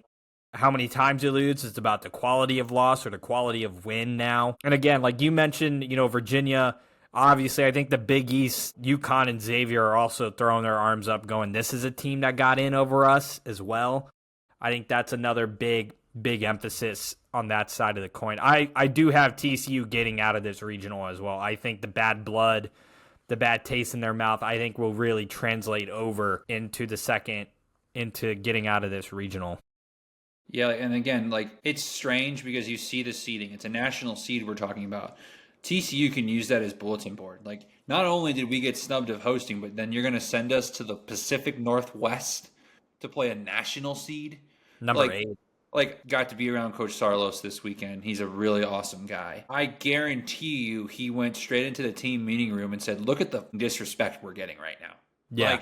These guys think that we're not worthy of hosting, but we should be going to a national seed. And that's, I think a part of that also speaks volumes to the committee almost being we need a West Coast national seed. They have the RPI to justify it. They haven't had a bad loss in 3 weeks, so it's not like we can say they haven't earned it per se. And the committee almost just gave Oregon State an 8 seed and then was well, we're going to give them a tough team to make them earn it. Yeah, there's some seeds that are higher seeds, and you're why the heck are they going there? Yeah. So, I look at that, and it's Oregon State seems like the odd bunch out because while you're an independent, them not really playing a lot of super high quality, tough opponents in the latter part of the year has kind of really aided them in keeping that RPI kind of up, given how good West Coast baseball really is with, you mentioned, UC Irvine, Cal Poly. We can go on. But moving on down to the Chapel Hill Regional, number 5 UNC has Holy Cross, Oklahoma, and Nebraska. This UNC team, not a whole lot of batters, really hitting a ton of average, but what they do have is great pitching. I mean, Jake Knapp, 2.17 ERA, 78 Ks. Jason DeCaro, 3.42, and Aiden Howe, 3.74. And I mean, UNC, they've been here before. Chapel Thrills, what it's going to feel like, because if you remember last year, they went down to the brink, almost what felt like every single game with West Virginia, and I believe another team as well. And then then LSU in the regional, that was the down of the, and heck, they went to the down of the wire with LIU Brooklyn at one point in the elimination game. Yeah. Or not Brooklyn, I guess there's LIU now, but I think it was LIU Brooklyn before that. But they get a pretty tough draw here with Oklahoma and Nebraska. Nebraska, you want to talk about hot teams. This team's hot. They got a pitcher that shut down UCLA in that Big Ten title game in Omaha. And in Oklahoma, they got a guy, Kyson Witherspoon, 2.47 ERA, 120 Ks, and Easton Carmichael batting 321. I mean, for UNC, it's a tough draw. If you're a UNC fan, you're looking at this going, Oklahoma, Nebraska, those are football schools. We'll take care of them. They're not known for baseball, but when you look at it, these are two very daunting teams for North Carolina to take, especially that Cornhuskers team that seems like they are clicking on all cylinders and have figured it out, especially on the pitching side of things. I don't think this regional's that tough. Really? I think Oklahoma after Kyson Witherspoon, like his brother's good, but he's not the same as obviously Kyson. Oklahoma offensively, not the greatest. Like they're good, but they're not great. Like you mentioned, like you're like UNC's offense really isn't anything to write home about. What if I told you it's the best offense in this regional? Because it is statistically. So like, I personally, I love the Nebraska story. I love that Nebraska fans will travel. You'll see red. It'll be fun. I think you're gonna see good visiting travel to Chapel Hill, especially. I think the Oklahoma Nebraska game might actually be sold out, which is great to see. But Nebraska ran through a Big Ten tournament that's kind of a joke. Like the Big Ten tournament with its pool play, disgusting. You only have to win 2 games that are like technically elimination. Granted, they had to go 2-0 in their pool. They went 4-0 in the Big Ten tournament, so you have to give them credit. But they're 32-27. They were under 500 2 weeks ago. Like they're not. I'm sorry, they're not that good. Like I don't believe in them. Again, I think like Oklahoma after Kyson Witherspoon just doesn't have the arms to compete with UNC. Like UNC also is pissed off. Like being a 4, being a 5 does not matter. Does not matter at all. This is the number 1 team in the country according to D1's poll. And they were put as a 5 seed because they play in the ACC. The disrespect to UNC is very real. I know people in that room, they are pissed. Like, I'm not saying that they're going to go in and go 4-0 or 3-0 and just sweep through this thing. It's going to be a cakewalk. I don't think Nebraska has the arms. Like, because that's the thing, Oklahoma and Nebraska are going to throw their best against each other in game 1. So UNC probably won't even see them. Holy Cross, a very good Patriot League team. I don't think they're going to score a lot on Jake Knapp. If they even throw Jake Knapp in that game, they might hold him for the 1-0 game. And again, UNC is incredible at the Bosch. They always have been. It's not like this is just a last year thing. Like, there is literal magic at Boschmer Stadium. So, like, I just don't like. And there's something aesthetically pleasing too about the colors that are coming in with the crimson and the red, and obviously the purple from Holy Cross mixed with the Carolina blue. Like, it's going to be scenic there. Beautiful. What a color mix! What a color mix that is. Boschmer Stadium is one of the most underrated ballparks in the sport. It's so stunningly beautiful. You're gonna get all these beautiful UNC blues, and then you're gonna see these specks of purple, red. Yeah, it's going to be crimson great. and bright red. I just don't think that, like, again, Oklahoma, Nebraska, capable teams. I think UNC is, again, I rank them second in my poll for college baseball, essentially. I think this is a team that, like, if there's an AC team to win the national title this year, it is the North Carolina Tar Heels. So I just don't, like, I don't see them getting upset. Like I would argue they got almost a better field than what Vanderbilt got, because at least with Vanderbilt, like they're getting a conflict of styles. So like there's some weirdness to it where, again, not like the pitching staffs earn runs per game. Sorry, we won't go earn runs. Just runs per game. 3.9 UNC, 5 for Oklahoma, 5.5 for Nebraska, 6.5 for Holy Cross. North Carolina's the highest scoring offense with 7.7 runs per game. Holy Cross 7.5, 6.6 for Oklahoma, 6.2 for Nebraska. So like they're all kind of similar teams. So if you're playing a similar style, you normally go with the more like the best talent and the best team, and that's very clearly North Carolina. Yeah, I do have North Carolina making out of this, regional. Way to take some suspense out of it. I was trying to lead something up for the fans, and you're like, no, we're cutting it. Hit the brakes. We're not doing that to the listeners. Well, I'm sure this is going to get clipped, right? And some Nebraska fans going to make a hype video out of it when they win the regional, and it'll be fun. Probably. But, no, probably. I will say this is a very fun series to watch because Holy Cross, one of the better 4 seeds. They're a very fun team to watch. Like someone dethroned Army in the Patriot League, so that alone gives you credit, in my opinion. And then again, that Oklahoma-Nebraska game is going to be incredible. That pitching matchup, top tier. Again, this is old football. Like, these fan bases hate each other. So, like, it's going to be fun. Just get on Twitter, and if you want to look at Nebraska and Oklahoma, just search Nebraska, Oklahoma in your tweet search, and you're going to find a ton of crap talking happening already. So, it's going to be fun.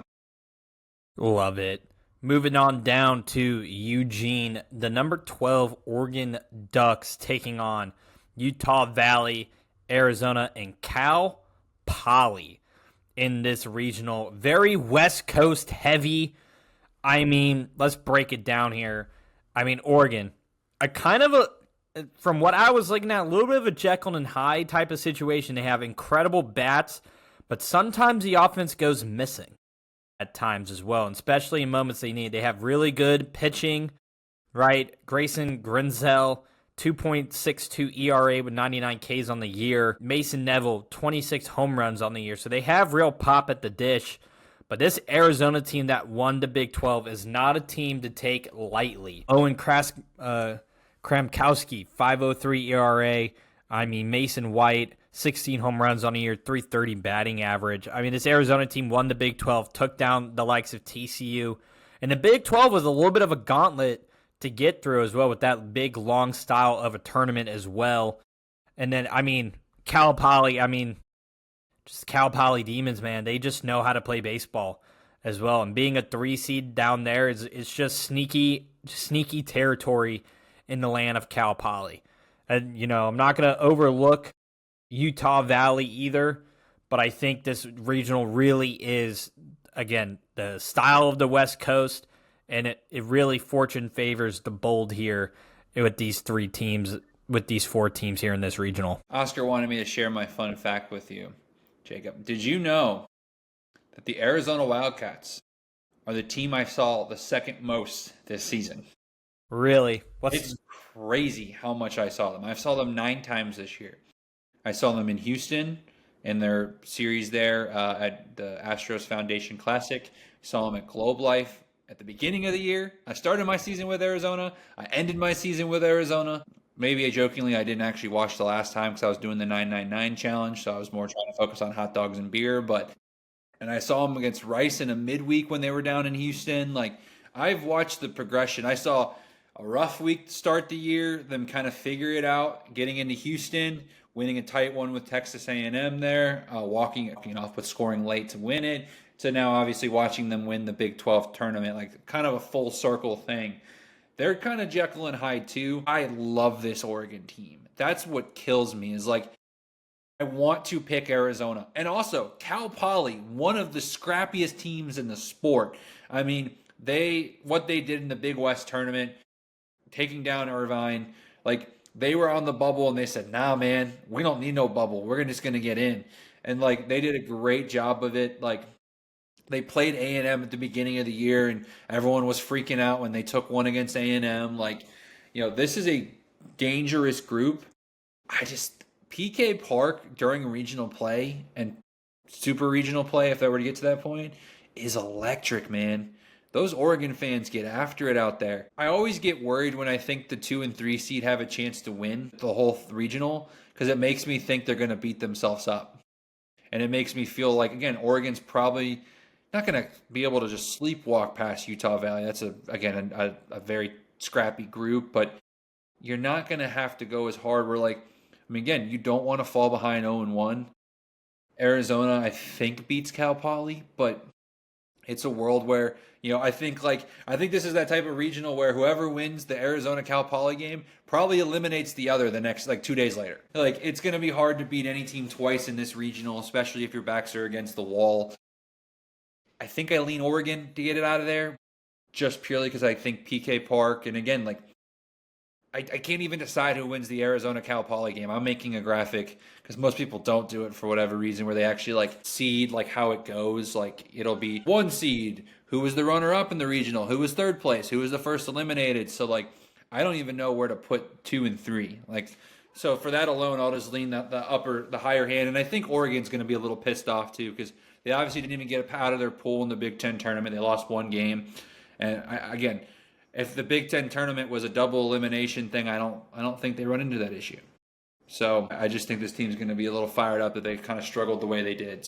Yeah, I do have Oregon coming out of this regional when it's all said and done. I think they're going to figure it out. I think the bats are going to get hot. I think that just spells trouble for when Cal Poly and Arizona beat up on each other, and they got to go to maybe the 3rd or 4th guy on their depth chart, and Oregon, I think, will feast. And they're the best pitching staff in this regional, and it's not particularly not close. So, I think that's just going to be enough alone to get them out of this. Now, moving on down to Conway, South Carolina. Coastal, the 13 national seed, Coastal Carolina Chanticleers against taking on the Fairfield Stags, the Florida Gators, and the East Carolina Pirates here. You're looking at this regional, and the only takeaway I got from it before I break down the stats is, my goodness, is Florida licking their chops. I get CCU isn't a team to maybe scoff at or take lightly, same with ECU, but if you're Florida, one of the hottest teams in the country prior to the SEC tournament, and, the head coach there, I'm blanking on his name, but he always figures out a way to get that team to Omaha when it feels like they have no business trying to get there. But don't take CCU lightly. They're led by a ton of talent, especially on the pitching side of things. Jacob Morris, 1.9 ERA with 11 wins on the year. Riley Eckhoff, 3.19 ERA with 84 Ks. And Cameron Fluke with 92 Ks on the year with another 3.2 ERA. But this Florida team's got bats. Bobby Bozer, 16 home runs. Brody Donay, 17 home runs. Colby Shelton, 19 doubles on the year. Pitching might be the slight worry for Florida, but in the grand scheme of it, I think, the way this regional shakes out, I mean, if you're a Florida fan, you're just feeling like nobody can stop you at this point. The Gator boys stay hot, the Gator girls stay hot. They're seeing all their teams making it to national championships. It feels like the path for this Florida team is no different than years past. I have zero reason to feel this, but I just feel this is how I feel. I think ECU gets out of this. Oh, wow. I don't know why. Wow. So here's what I was thinking, and this is pure stupidity. I'm not formally this. I can't promise you that when my graphic drops on Thursday that this is going to be the true champion. But think about East Carolina. How close they've sniffed to Omaha. 2 years ago, dropping in supers. Last year, literally their regional, Evansville, the Cinderella story gets out of it. They go, I think they went 1-1 or 1-2. I think they beat Wake in the first elimination game, but they don't even get to their own regional final. I don't think. I could be wrong, but they struggle either way. Don't get past it. The Florida Gators, the machine that always gets to Omaha, Kevin O'Sullivan always has those guys rolling. They always figure it out in the postseason. They are the worst February and March team and the best May and June team. Coastal Carolina has just, I've slept on them all year long, and that they've continued to just win baseball games. Obviously, Conway, a very underrated environment for baseball. You can expect a lot of Gators to be there. ECU's going to travel. It's the second most expensive regional right now to buy tickets on the secondary market. It is and the funny part is the Fairfield Stags are a pretty darn good ball club too. So they're going to push Coastal. Coastal's I think going to have to try on game one. ECU has not been to Omaha. You look at their bracket. If they can knock off, again, Coastal, a good team, but if you're ECU, you're not intimidated by the Coastal Carolina Chanticleers. If you can take down Florida in game one, they're hot right now. They ran through the American Athletic Tournament. Someone dethroned Tulane in Clearwater, which it feels like it's almost impossible. How funny would it be if the East Carolina Pirates, because also, I mean, I'm not trying to crap on Auburn, but Auburn is probably one of the more convenient national seeds to potentially Yeah, see they on got the other side. they definitely got overseeded if you're Auburn. So like if you're East Carolina, how funny would it be if they finally get to Omaha if they're literally dead in the water until 3 days ago when they all of a sudden get hot in the American Athletic Championship. And they like even then when they went to go face Tulane, I don't think a lot of people were thinking ECU was going to do it, and they still just did it. I mean, it just feels like of all the years where ECU has been, this is the year, and then this year they were dead in the water. How fitting would it be when Cliff Godwin's name's been floated around at Mississippi State and other jobs? Wouldn't it be hilarious? Especially again, if you can take down the juggernaut that is Florida in the postseason and a Coastal Carolina team that's, you know, again, like it feels like a mid-major is going to get to Omaha this year, and Coastal Carolina is the very attractive pick right now. Like, how fitting would that be? And again, ECU fans are going to be there. You're going to see the jungle out on the boardwalk. There's no logic behind it. There's genuinely no logic. There is my logic, the story of feels and vibes. But, because I mean, they're the lowest scoring offense in here. They're the worst pitching numbers in this regional. But it's just something feels weird. I mean, heck, their RPI is 2 spots away from Fairfield, and they're the 3 seed. So, it's crazy, man. I think with this regional, I love the craziness that could potentially come from this. But again, I believe in the machine. I believe in the consistency. I think Tim O'Sullivan brings this Florida team back out from the depths and finds some magic up there in Conway on the boardwalk. Moving on down to the Auburn Regional, a very surprising number 4 overall seed Auburn Tigers taking on CCSU, Central Connecticut State, the Blue Devils, the NC State Wolfpack, and the Stetson Hatters. And for those that don't know, I feel like it's made its way around either Twitter or TikTok or maybe Instagram. Stetson got in amid massive controversy. Stetson got in even though the game they played against FGCU, they technically lost after they played 7 innings. But the way the ASUN tournament works is you got to beat a team twice. And unfortunately for FGCU, it was not a winner-take-all game. It was game 2 of a game 3, essentially. If FGCU won, they had to play Stetson again to try and move on to the NCAA tournament. And instead, due to ASUN policy, went with the regular season winner in the Stetson Hatters. Now, Auburn, kind of jumping them, good bats. Ton of dudes over 300, specifically over 340 as well. And it feels like on paper, this is not that big of a tall task for Auburn. It feels like a much softer regional for maybe a casual viewer or on paper. But NC State and Stetson are legitimate contenders. NC State went through a very tough ACC as well. They have a pitcher with 100-plus Ks on the year. And Stetson have historically done decent in the tournament. I don't know if they could channel some of that Hatter magic again, but from what it looks like on paper, it seems like Auburn has the easy path to get out of the regional. Yeah, I mean, NC State's the type of team that I don't know if you want to see in the postseason. They're not the same level as Florida, but Elliott Avent has done a really good job of getting that team ready to go in the postseason. They've got a very strong bullpen. They're not as offensively strong as they were last year when they went to Omaha. But I think there is something to be said about that team being in those moments before. They obviously last year too went on the road and won in a really tough environment at Georgia in the Super Regionals. And a lot of those arms are back this year. My guy Rom-Com Dom, as we call him, Dominic Fritton, is someone to watch, obviously. Stetson's a very scrappy ball club, but I think that's an ideal 3 seed for NC State to face in game 1.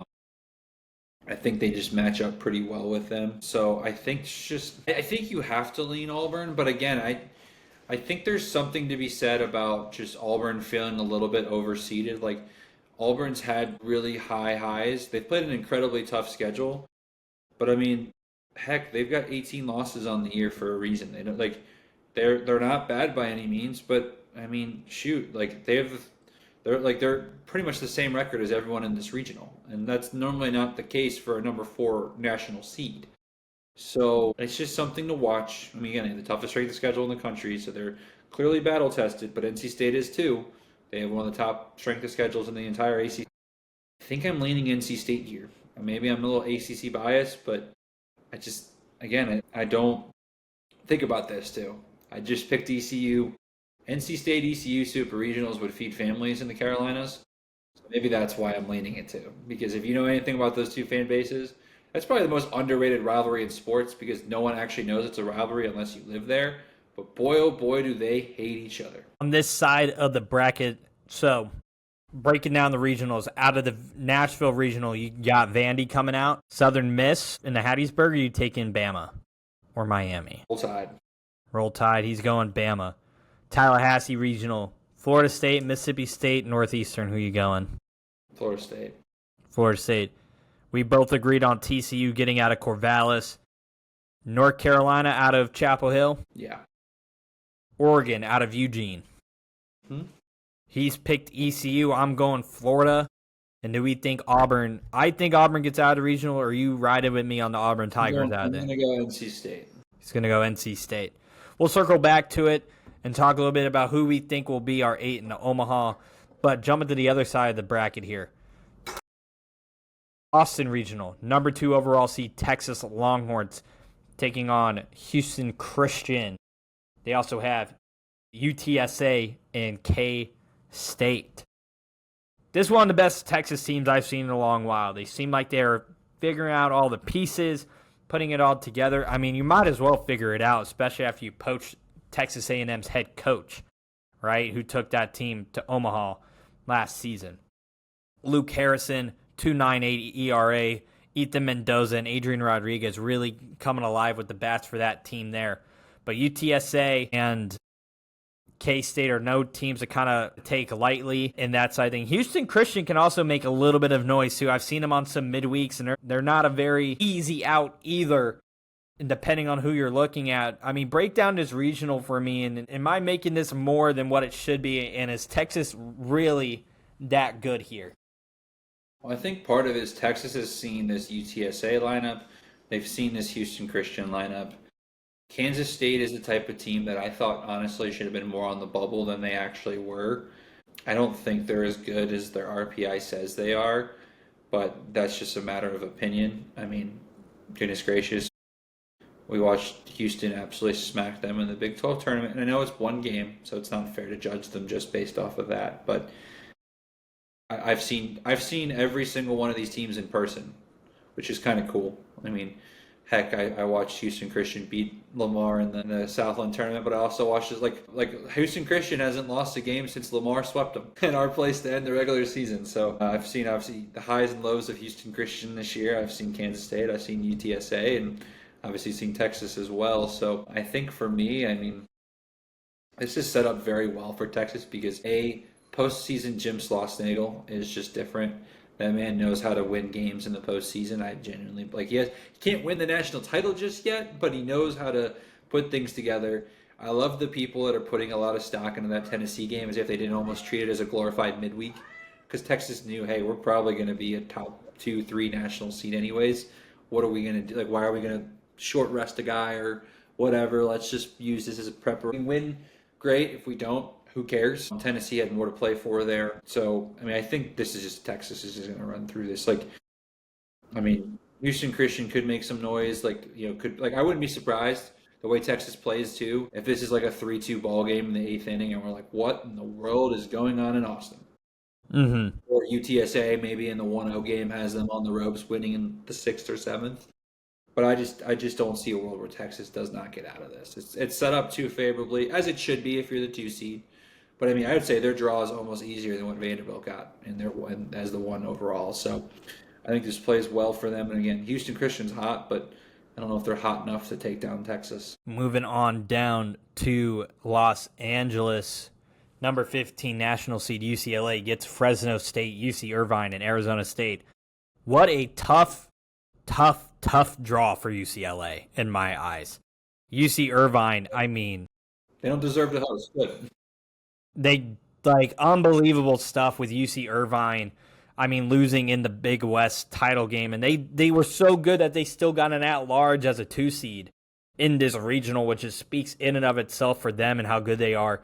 But Arizona State also just kind of pouring it on late in the latter part of the Big 12 season, has had a little bit of a shaky start in the beginning of the year, but has really kind of found its groove, especially like the pitching. They got 2 pitchers with 105 plus Ks.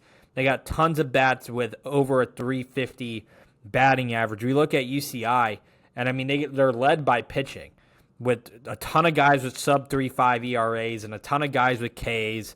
And then you look at UCLA, and they got, Roke Chalowski with 23 homers, which is nothing to scoff at as well. And you want to take UCLA kind of for its word, but I just saw you get shut out by Nebraska in the Big Ten title game and the confusion that is that tournament.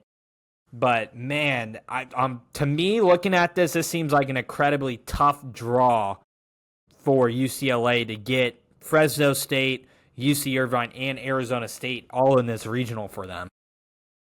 This is my favorite regional because this just reminds me of like the aesthetically pleasing when college baseball was actually regional. Like Fresno State been to Omaha in the last 15 years. Arizona State's been to Omaha. UC Irvine's been to Omaha. UCLA, obviously a staple in Omaha. So like it's very aesthetically pleasing regional. But ASU is the one I'm so unsure about because I think Irvine's good, but they've just looked very lackadaisical the last few weeks. Arizona State, on the other hand, is riding into a 4-game losing streak. Jacob, did you see what history happened in the Big 12 tournament when they faced BYU in the early game in Game 1 of that tournament? No, I did not. Arizona State set a record for the most strikeouts, like them pitching, recorded the most strikeouts in a Big 12 tournament game, and lost 2-0. So, crazy, to say the least. But that's the reality of what happened there in Arlington. Again, it kind of goes back to like the 2-3s kind of beat each other up a little bit. So it makes me think that like UCLA might just be able to get past it because of that. But I also think UCLA is the most fraudulent team that got a host. Like I don't get it. Their quad 1 record is abysmal. They played a lot of road games, so they got a good RPI. But goodness gracious, man, they didn't even win the Big Ten. Like, sorry. Like, give me the Anteaters. I want mid-major love. Let's go. Give me the Anteaters. Let's ride with them. I mean, I was kind of in the same boat. I think them losing to Cal Poly, I think, gives them a little bit of a wake-up call. They, like, again, most mid-majors are not getting in on their own talent alone. And the fact that UC Irvine's a 2 seed, maybe instead of a 3 in another regional, I think speaks volume to the level of talent on this team. And I hate to say it, like, I think it's the conference UCLA's in, but I have always found Big Ten baseball to be incredibly fraudulent. And then out of nowhere this year, we're now giving them a ton of respect because they added 4 West Coast teams and 3 of them made it on the Big Ten side. I'm not going to buy it, unfortunately. I'm not going to drink that Kool-Aid this year. So I'm riding with you on the Anteaters getting out of that regional. Jumping down to Oxford. Number 10, Ole Miss, taking on the Murray State Racers. The Georgia Tech Yellow Jackets and the Western Kentucky Hilltoppers. I mean, first and foremost, Western Kentucky with Big Red, the pitching look. I mean, unbelievable stuff. Maybe one of the best logos in all of sports right now with Big Red on just every piece of merch you have. But you were saying it on your Twitter, on X, the Everything app. Georgia Tech, probably the biggest snub of a home regional in this tournament, given that they won the ACC regular season over the likes of the North Carolina Tar Heels, like you have just mentioned, as the number 2 team in the country on your side of the coin. Talk to us a little bit about that, and how do you see this regional breaking down with this Ole Miss squad? Georgia Tech's winning this regional. They're pissed off. They're the best team in this regional. Ole Miss, I don't care. Clip it. I really don't care. I've seen Ole Miss a lot this year. I saw them 3 times in Arlington. I saw them against Oklahoma. I saw them beat Oklahoma. Like, I've seen Ole Miss win baseball games, and I am not that impressed with them. I just don't think they have it. Like, my only thing I give them the benefit of the doubt of is I'm sure, like, that's why I'm so excited to go on Friday, is Swayze's going to be rocking. But that's the thing, man. Murray State's going to push them. Murray State can score. I think that Ole Miss is going to have to throw their best arms on Friday. I don't think they're going to be able to sleepwalk that. And I think Georgia Tech, I like Western Kentucky, but I just think they're going to be fired up. They have one of the best players in the country in Drew Burrs. Like, it's Danny Hall's last year. He's been to Omaha before. It feels like destiny's kind of calling them, and you just gave them a chip on their shoulder. And not only did you give them a chip on their shoulder, but you sent them to an SEC team. You didn't like that. You know, should have been going to Southern Miss, Georgia Tech. But no, and I'm not saying that you don't want to, like, Southern Miss is that much easier, but like, you just kind of sent, like, hey, we're going to send you to an SEC team, or we're going to give you one of the better mid-major teams as your 3 with Western Kentucky. Like, they're going to be pissed. I'm going to be there on the Friday. I'm excited to see that go down. Might venture back up to Sunday if it makes sense, if it's Georgia Tech and Ole Miss, and skip the Hattiesburg final. We'll see.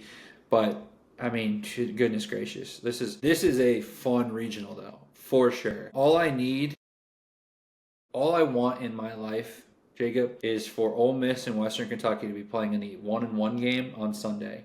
And Ole Miss wears powder blue, and then we have the all white, like, big red uniforms that Kentucky wears.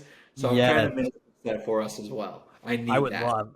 I would love that. Also, anybody from Western Kentucky listening, I love Big Red. I will appreciate anything. You know how hard I've been trying to get it. Like, I know a bunch of anything with the eyes. Pages. They told me when the season's over, they think they can pull off a game hat for me. I was like, I joke with them. Actually, you know what? I'm totally tweeting. Did you see my hat theory thing? Yes, I did. I'm tweeting hat theory so I can get a Western Kentucky hat on Friday. Genius. Somebody like, hey, just saying, Georgia Tech sent me a hat theory. Georgia Tech will be so mad at me because those guys love me, but like, for the brand. I'm in the same boat as you. I do have Georgia Tech getting out of this regional, partly because I'm a sicko, and I really want to see in a super regional Georgia and Georgia Tech as we jump down to the Athens regional. Georgia, number 7 overall seed with Binghamton, Duke, and Oklahoma State. You were beating on the drum that Oklahoma State should have been an at-large. While their record may not show it, this team went through a ton early in the year with the fires and the severe weather that has torn up Stillwater, and yet this team is playing some of their best baseball right now. They got incredible bats. They did pretty solid in the Big 12 tournament. They had to get over a very scrappy Baylor squad that they had to struggle with prior to Arlington. And I mean, they have a guy coming out of the pen, and he's now been in a converted starter with Sean Youngerman. That 2.08 ERA has done wonders. Odendorf, 100 Ks for them. But Georgia just has these bats, man. They find them with Slade Alford at 17 home runs on a year.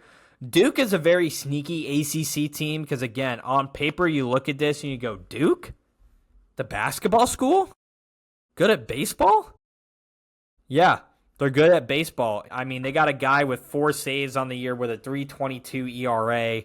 They got a guy with 18 bombs. I mean, but I'm a sicko, and I really want to see Georgia Tech, Georgia in the Supers, and that's kind of my only train of logic for those 2 regionals is I want to see this matchup. As someone that went to Georgia Tech, Georgia last year during the regionals, it is fun. It is fun. Unless you're a Georgia Tech fan, then you get barked at a lot.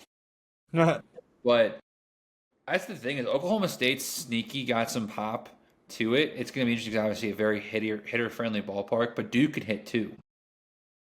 See, I just don't like the matchup for Oklahoma State. I like this team a lot. I think they're capable of it, but like, I think Duke, again, tough 2 seed to get.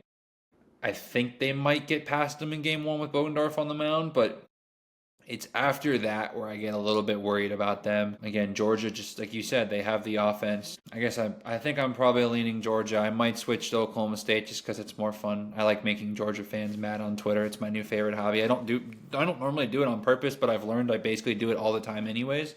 So I might as well do it on purpose one time. But I think I lean Georgia here with Duke being a very scrappy, like, that's the thing is like Duke's not getting a lot of mention in this, and I think that's a very good thing for them because Coach Pollard feeds off that kind of stuff. They went to the Super Regionals a couple of years ago because of that as well. Where last year they were kind of the snubbed regional host, that like. Moving on down to Baton Rouge, calling Baton Rouge, LSU, University of Arkansas Little Rock, Dallas Baptist, and Rhode Island. I mean, what is this regional? Like looking at it on RPI 3 seed, the lowest RPI 4 seed, and a middle of the pack RPI 2 seed. Like looking at it, like UALR should have been with Vanderbilt. Or Arkansas. Or I mean, they're a higher seed.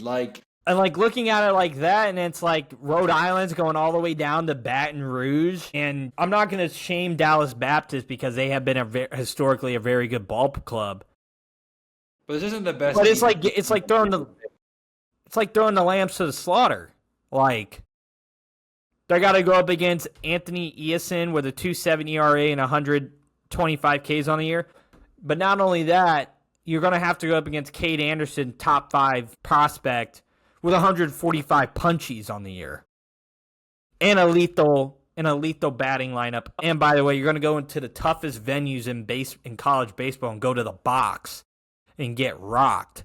Like, I don't know what the committee was doing here, because it felt just like we don't know where to put them, so let's just send them to Baton Rouge. Why not? At least they get to go play somewhere fun. Like, gosh, I feel bad for these kids. They have something in their back pocket. Like someone on the committee got paid by LSU. Like, obviously I'm kidding. I don't think that happened. But I mean, DBU is a good ball club. They didn't even win the CUSA tournament. You've got Little Rock, who's the Cinderella story out of the OVC. Rhode Island's really the only one that from start to finish this season has kind of looked like a postseason team from their standpoint. I mean, again, DBU is dangerous, but they're not. I don't think DBU has enough to beat LSU twice. And again, I don't think you're I wouldn't be surprised if LSU almost treats the Little Rock game like a midweek from a pitching standpoint. And that's not to slander. Little Rock beat Arkansas in a midweek, so they're obviously capable of pulling an upset. But the box, I think it's the night game. I'm pretty sure they made it to the They'll probably be the night game. Box at night. And again, DBU just not that's the thing. That's the closest regional to my apartment. I was gonna go. I was like, yep, nope. That doesn't I'll hold off for a potential super. I'm good. So yeah, I got nothing really to say. I mean, DB, I don't really this might be the most lock one for me. I just think that I just don't see it with DBU. I haven't really been on them all year.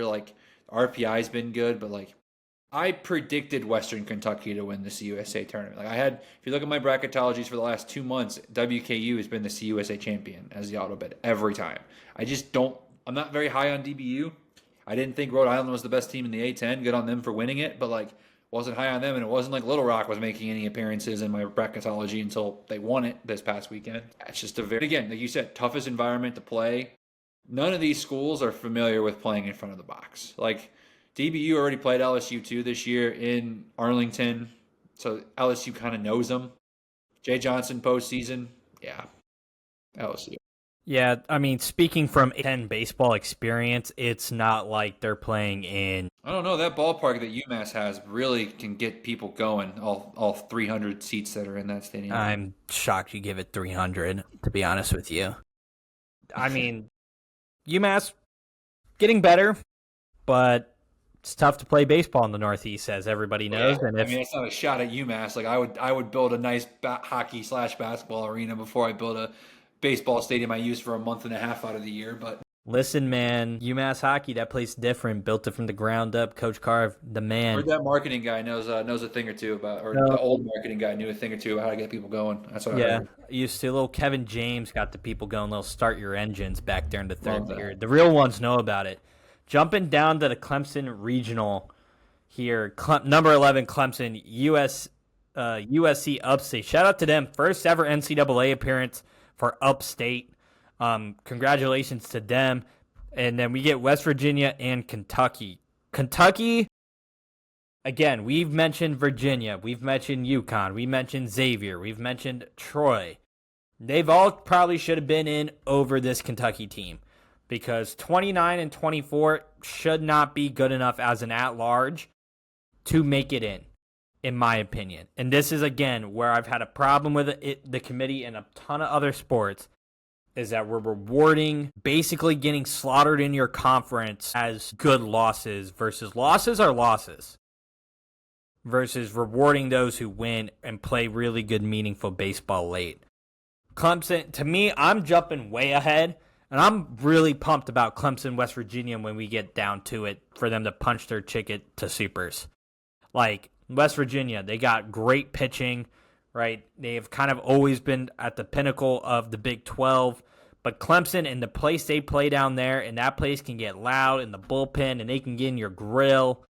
I mean, and Aiden Koenig, 106 punchies on the year, too. Like, Canarella, 344 batting average. Some of these guys were just mentioning, but to me, I'm jumping way ahead here, and I see it being Clemson or West Virginia that punch their ticket, and I'm leaning towards Clemson, but I want to hear your thoughts here. I think my most popular pick is someone's getting ejected in this regional because the coaches in this are just incredible. USC Upstate's got a fun coach. Kentucky's coach, Nick Mangione, as everyone knows, is known for being the mind games specialist. Pisses everybody off with the dumb stuff he does. West Virginia, young, up-and-coming, incredible coach that very fired up, very young, very professional, but also, again, he's a younger guy, so he's scrappy. Eric Backage, king of social media, very electric. Hell, he got ejected last year in Supers just because he wanted to. So someone's getting ejected this weekend.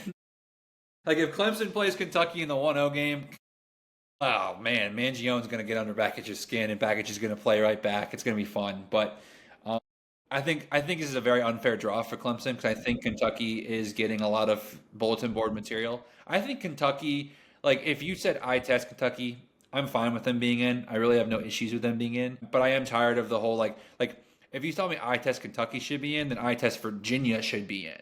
And that's where I have the issues is, like, just because, like, literally that Kentucky wasn't even really a thought because of the bubble. Like, they weren't even in the last four. They were just like, yeah, you're in.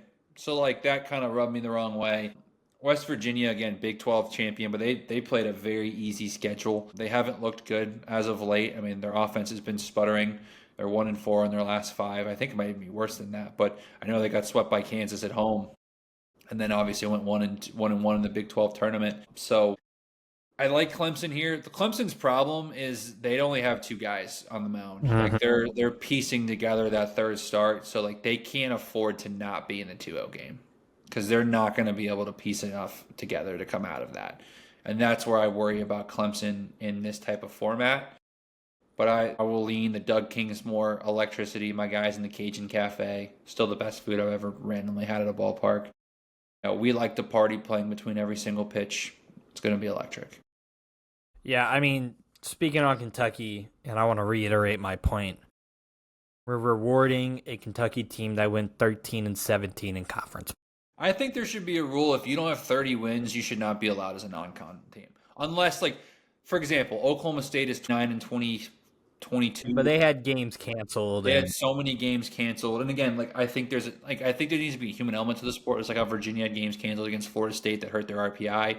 Like, when your houses are on fire for 3 weeks out of the year, like, what are you going to do? For me to be like, yeah, you struggled for 2 weeks after the fires? Crazy. God forbid. But even then, they still managed a 15-12 conference record. Correct. As well. Correct. So, like, we're rewarding teams based on conferences that they're in and all this crazy stuff, and that's just the way it is now. I don't really agree with it, but I'm not the one making those decisions yet. I'm jumping down to the Knoxville. I don't think I'll ever be making those decisions though. But jumping down to Knoxville, Tennessee, number 14 seed, defending national champs, taking on Miami of Ohio, Wake Forest, and Cincinnati. Really a team I'm glad they're in because I knew they were a good ball club, but I didn't think they had enough to maybe get in over some of these others. But I'm glad they're in. I mean, Knoxville, Tennessee, they just have not been able to figure out the pitching outside of Liam Doyle. And sometimes the bats go really cold for them. I've seen it a ton of times in years past. But, again, it's Knoxville, it's Tennessee. We're about to hit June. Anything can happen as you march into Omaha. But this Wake Forest squad's not an easy task.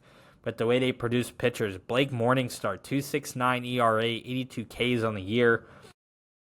Cincinnati has Big 12 Player of the Year Carrington Cross, 399, 12 home runs, 49 RBIs. They got a guy with 84 punchies. I mean, on paper, you look at this, and it's like casuals may just go Tennessee automatic, but like I think you do need to give pause to Wake Forest and the way Tennessee has been playing in the latter part of this year. Cincinnati is my pick to win this region. Yeah. I like the Cincinnati ball club. I've been high on them all year. Seeing them in person at Kansas, granted, I saw the Carrington Cross 4 home run game, so that probably didn't help. My biases through the roof at that point. But I really like this team. They're going to bring fans down to Knoxville. I mean, at Wake Forest, I've been doubting them. I've been questioning. Like, I've believed in them a lot this year, and they've let me down a lot this year. I'm curious because both, like, these are very, like, you know, hitter-friendly teams. I mean, Wake Forest especially, like, their offense is electric.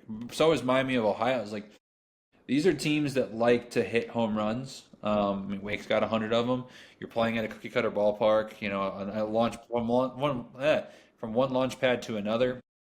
Tennessee is still, in my opinion, when they play their best baseball, the best team in the sport. But the problem is they, like you said, like after Liam Doyle, like Marcus Phillips, not been very good. You know, they're like, that's where I get worried about them. I think Cincinnati right now, pitching wise, is pitching better. I think Wake might even be pitching wise all the way through a weekend. And I'm curious because Tony V has not picked his starter yet. I don't know if you saw some of those quotes coming out of Knoxville. I think Doyle might pitch against Miami because they see how much Miami can score. I still think you need to bet on your offense to beat. This is a dumb take, but it's generally my opinion. If you're the 1 seed, if you don't think you can beat the lower seed, especially when it's like Miami of Ohio, who's not necessarily the greatest 4 seed, they're a good team, but they're not great. If you don't think you can beat them with Marcus Phillips on the mound, what makes you think you're going to beat Cincinnati or Wake Forest the next day with Marcus Phillips on the mound? And you're going to have to win. Like, you're going to have to win 3 games. If you don't think you can win a game against Miami, Ohio with your number 2 guy, what makes you think you're going to be able to win 2 more games afterwards with your number 2 or number 3 guy? So I don't think you should throw Liam Doyle, but I am also not paid to coach college baseball. But I think I lean Cincinnati here. I just think that, I guess the problem is Tennessee scares the living heck out of me because I genuinely think that they're one of the best teams in the sport when they play well. But they've lost 6 of the last 7 weekends. They haven't won a Saturday since I think it was the middle of March. They've really struggled. And again, I've said it before. I have a hard time thinking many teams are going to be able to come back down 1-1, especially a Tennessee team that has no real rotation set up. I think Cincinnati and Wake can hit them. Either one of those teams. And I lean Cincinnati in game 1 over Wake, so give me the Bearcats. Why not? Let's have some fun. Let's get frisky with it. I mean, I love it. I'm actually leaning towards Wake Forest here. I just think Tennessee, outside of Liam Doyle, I think they're going to really struggle. And if they put the pieces together, like we've mentioned, they have a real shot of going back to Omaha and trying to hold on to that title, but this isn't last year's team by any means, and this clearly isn't one of the better teams that Tennessee's had in years previous. So, jumping on down to the final regional, Rejoice, Fayetteville, number 3 overall seed Arkansas taking on North Dakota State. They get kind of the story of the year in Kansas and how crazy that ballpark got. And the Big East winner, Creighton. To me, kind of an Arkansas homer. Because I'm always like, it's got to be sooner rather than later that Dave Van Horn figures this out. That he figures out a way to bring home a national championship to Arkansas.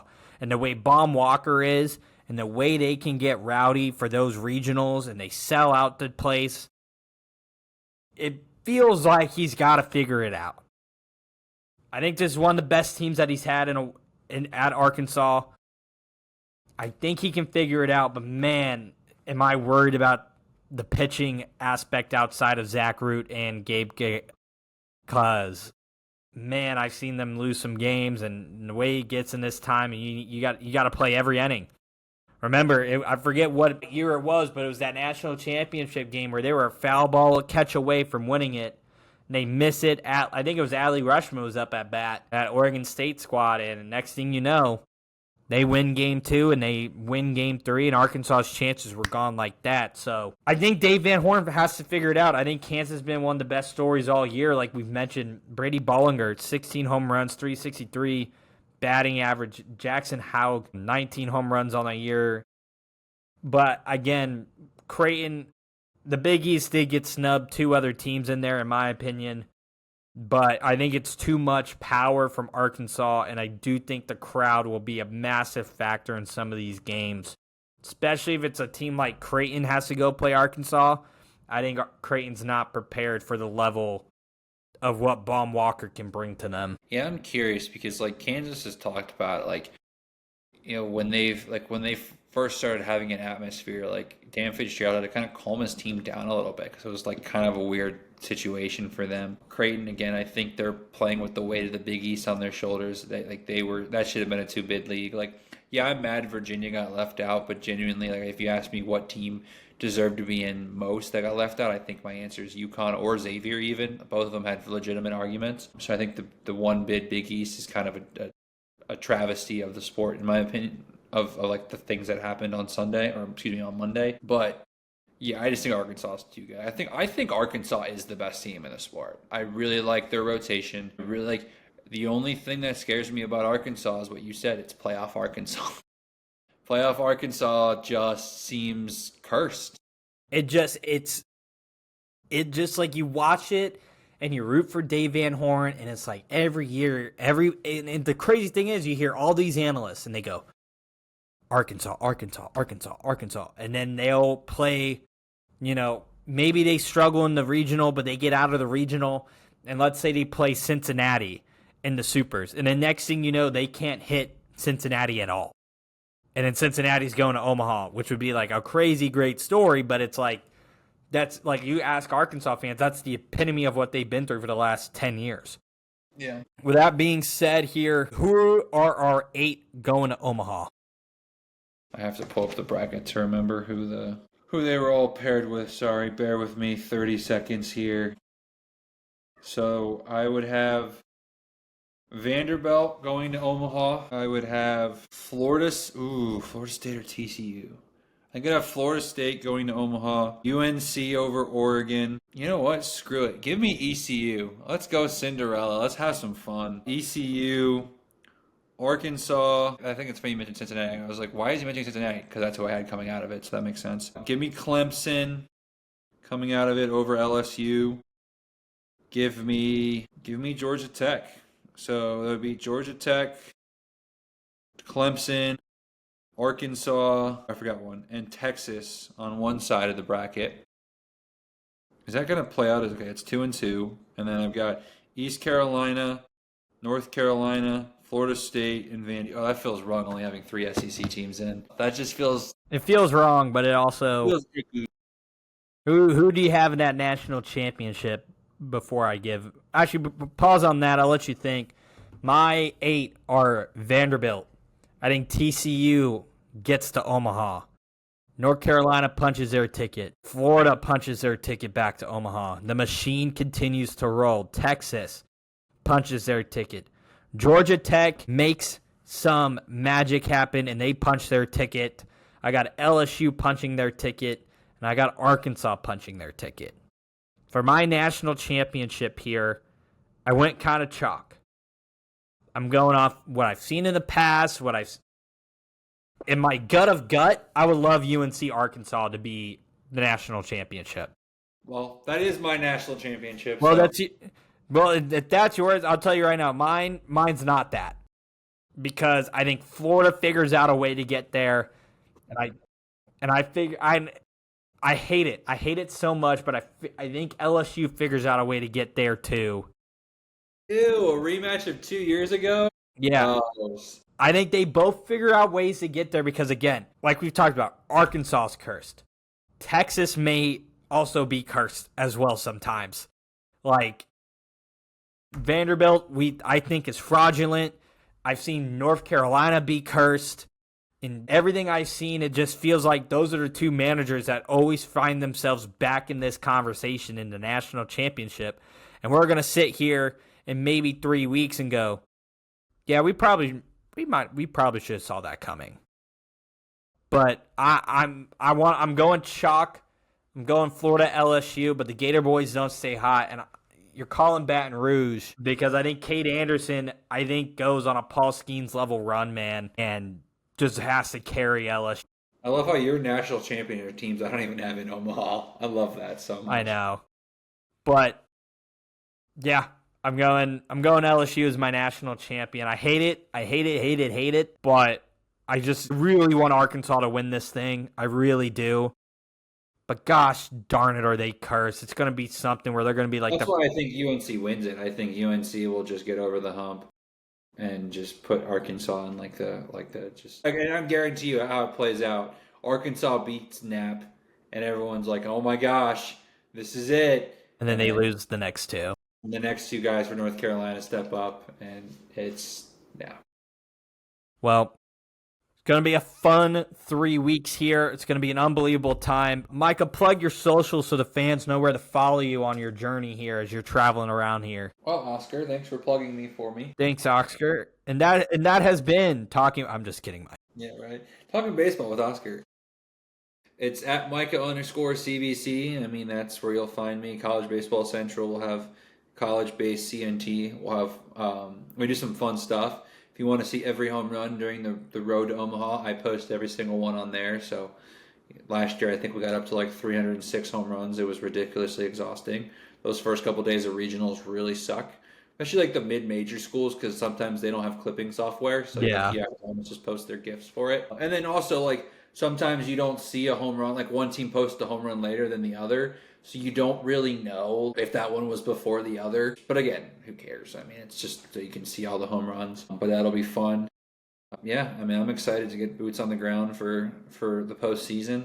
I don't know where I'll go be for Supers, but I do know I'll be in Hattiesburg and Oxford for regionals. And I'll obviously be in Omaha, pending my work telling me I can't go anymore. But I would like to think they'll tell me I can. So yeah, I'm excited and thanks for having me on, Jacob. It's been fun. Obviously, it was great seeing you a couple weeks ago at Baylor.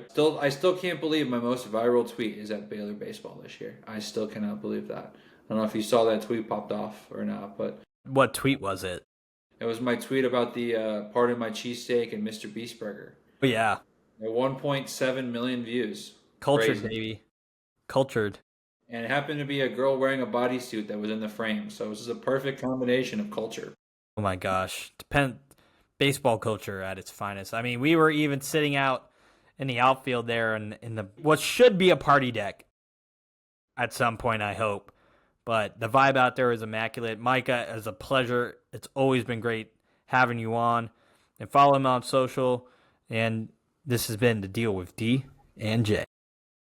DJ, any final words here before we sign off? The college football format that this 4-4-2-2-1 is stupid. Anybody who agrees with this is out of their right mind. Like, I get that you want more SEC. Like, I don't even blame the Big Ten and the SEC for putting it out there, but you guys are stupid. That is literally ruining the game for teams that could earn a spot out there. This straight seeding is how it needs to be. Straight seeding is the best solution. It's the most straightforward, cut and dry. Conference championship winners, right? It's balanced. It's balanced right here. And they're inevitably going to move to 14 or 16 teams.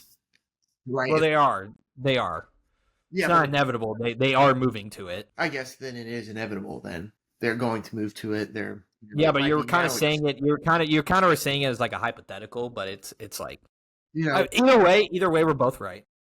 It's good the way it is now. It doesn't need to change. It's great as it is now. They're going to get more home games. The first 4 are not going to get a bye anymore when they move to 16. More than likely. I think it's dumb. I thought it was cool until the first wave of playoffs, but how all 4 bye teams lost is insane. But yeah, this is the good. Leave it like this, please. I hate seeing like 4 Big Ten teams is insane. Who are we going to put? Yeah, I don't. Who's the Big Ten going to put in there? Indiana every year?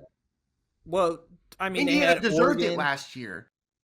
But at large, Indiana, they weren't going to be put over Alabama and Miami. Well, they did that. But they did. They got in at large over them. I digress. Either way, Very, very around the horn of you, DJ, right there. You know, First off, pour one out for Around the Horn. One of the best after-school TV shows of this generation. These kids won't know, man. These kids won't know. tough times. They won't know. And ESPN's doing this whole, like, former athletes are going to be what people want. Nah, dude. I loved Around the Horn. Maybe I'm the problem. Maybe because I wasn't watching it. Maybe that's because it's gone. Maybe I'm the problem, but I thought it was always good. I think it could have deserved more shine than what it actually had. Remember it was them, Sports Nation, and pardon the interruption. Those were it. Those were it. Pizza rolls, bagel bites. You come home, do the homework real quick. I'd go to my grandma's. My grandma have bagel bites right there. My grandma had bagel bite. My grandma had bagel bites. Walked right in, turn on Around the Horn. Great Generational. times. Great times. Well, we have been The Deal with D and J. Till next time, follow us on all platforms. Comment, share, like, subscribe. Till next time.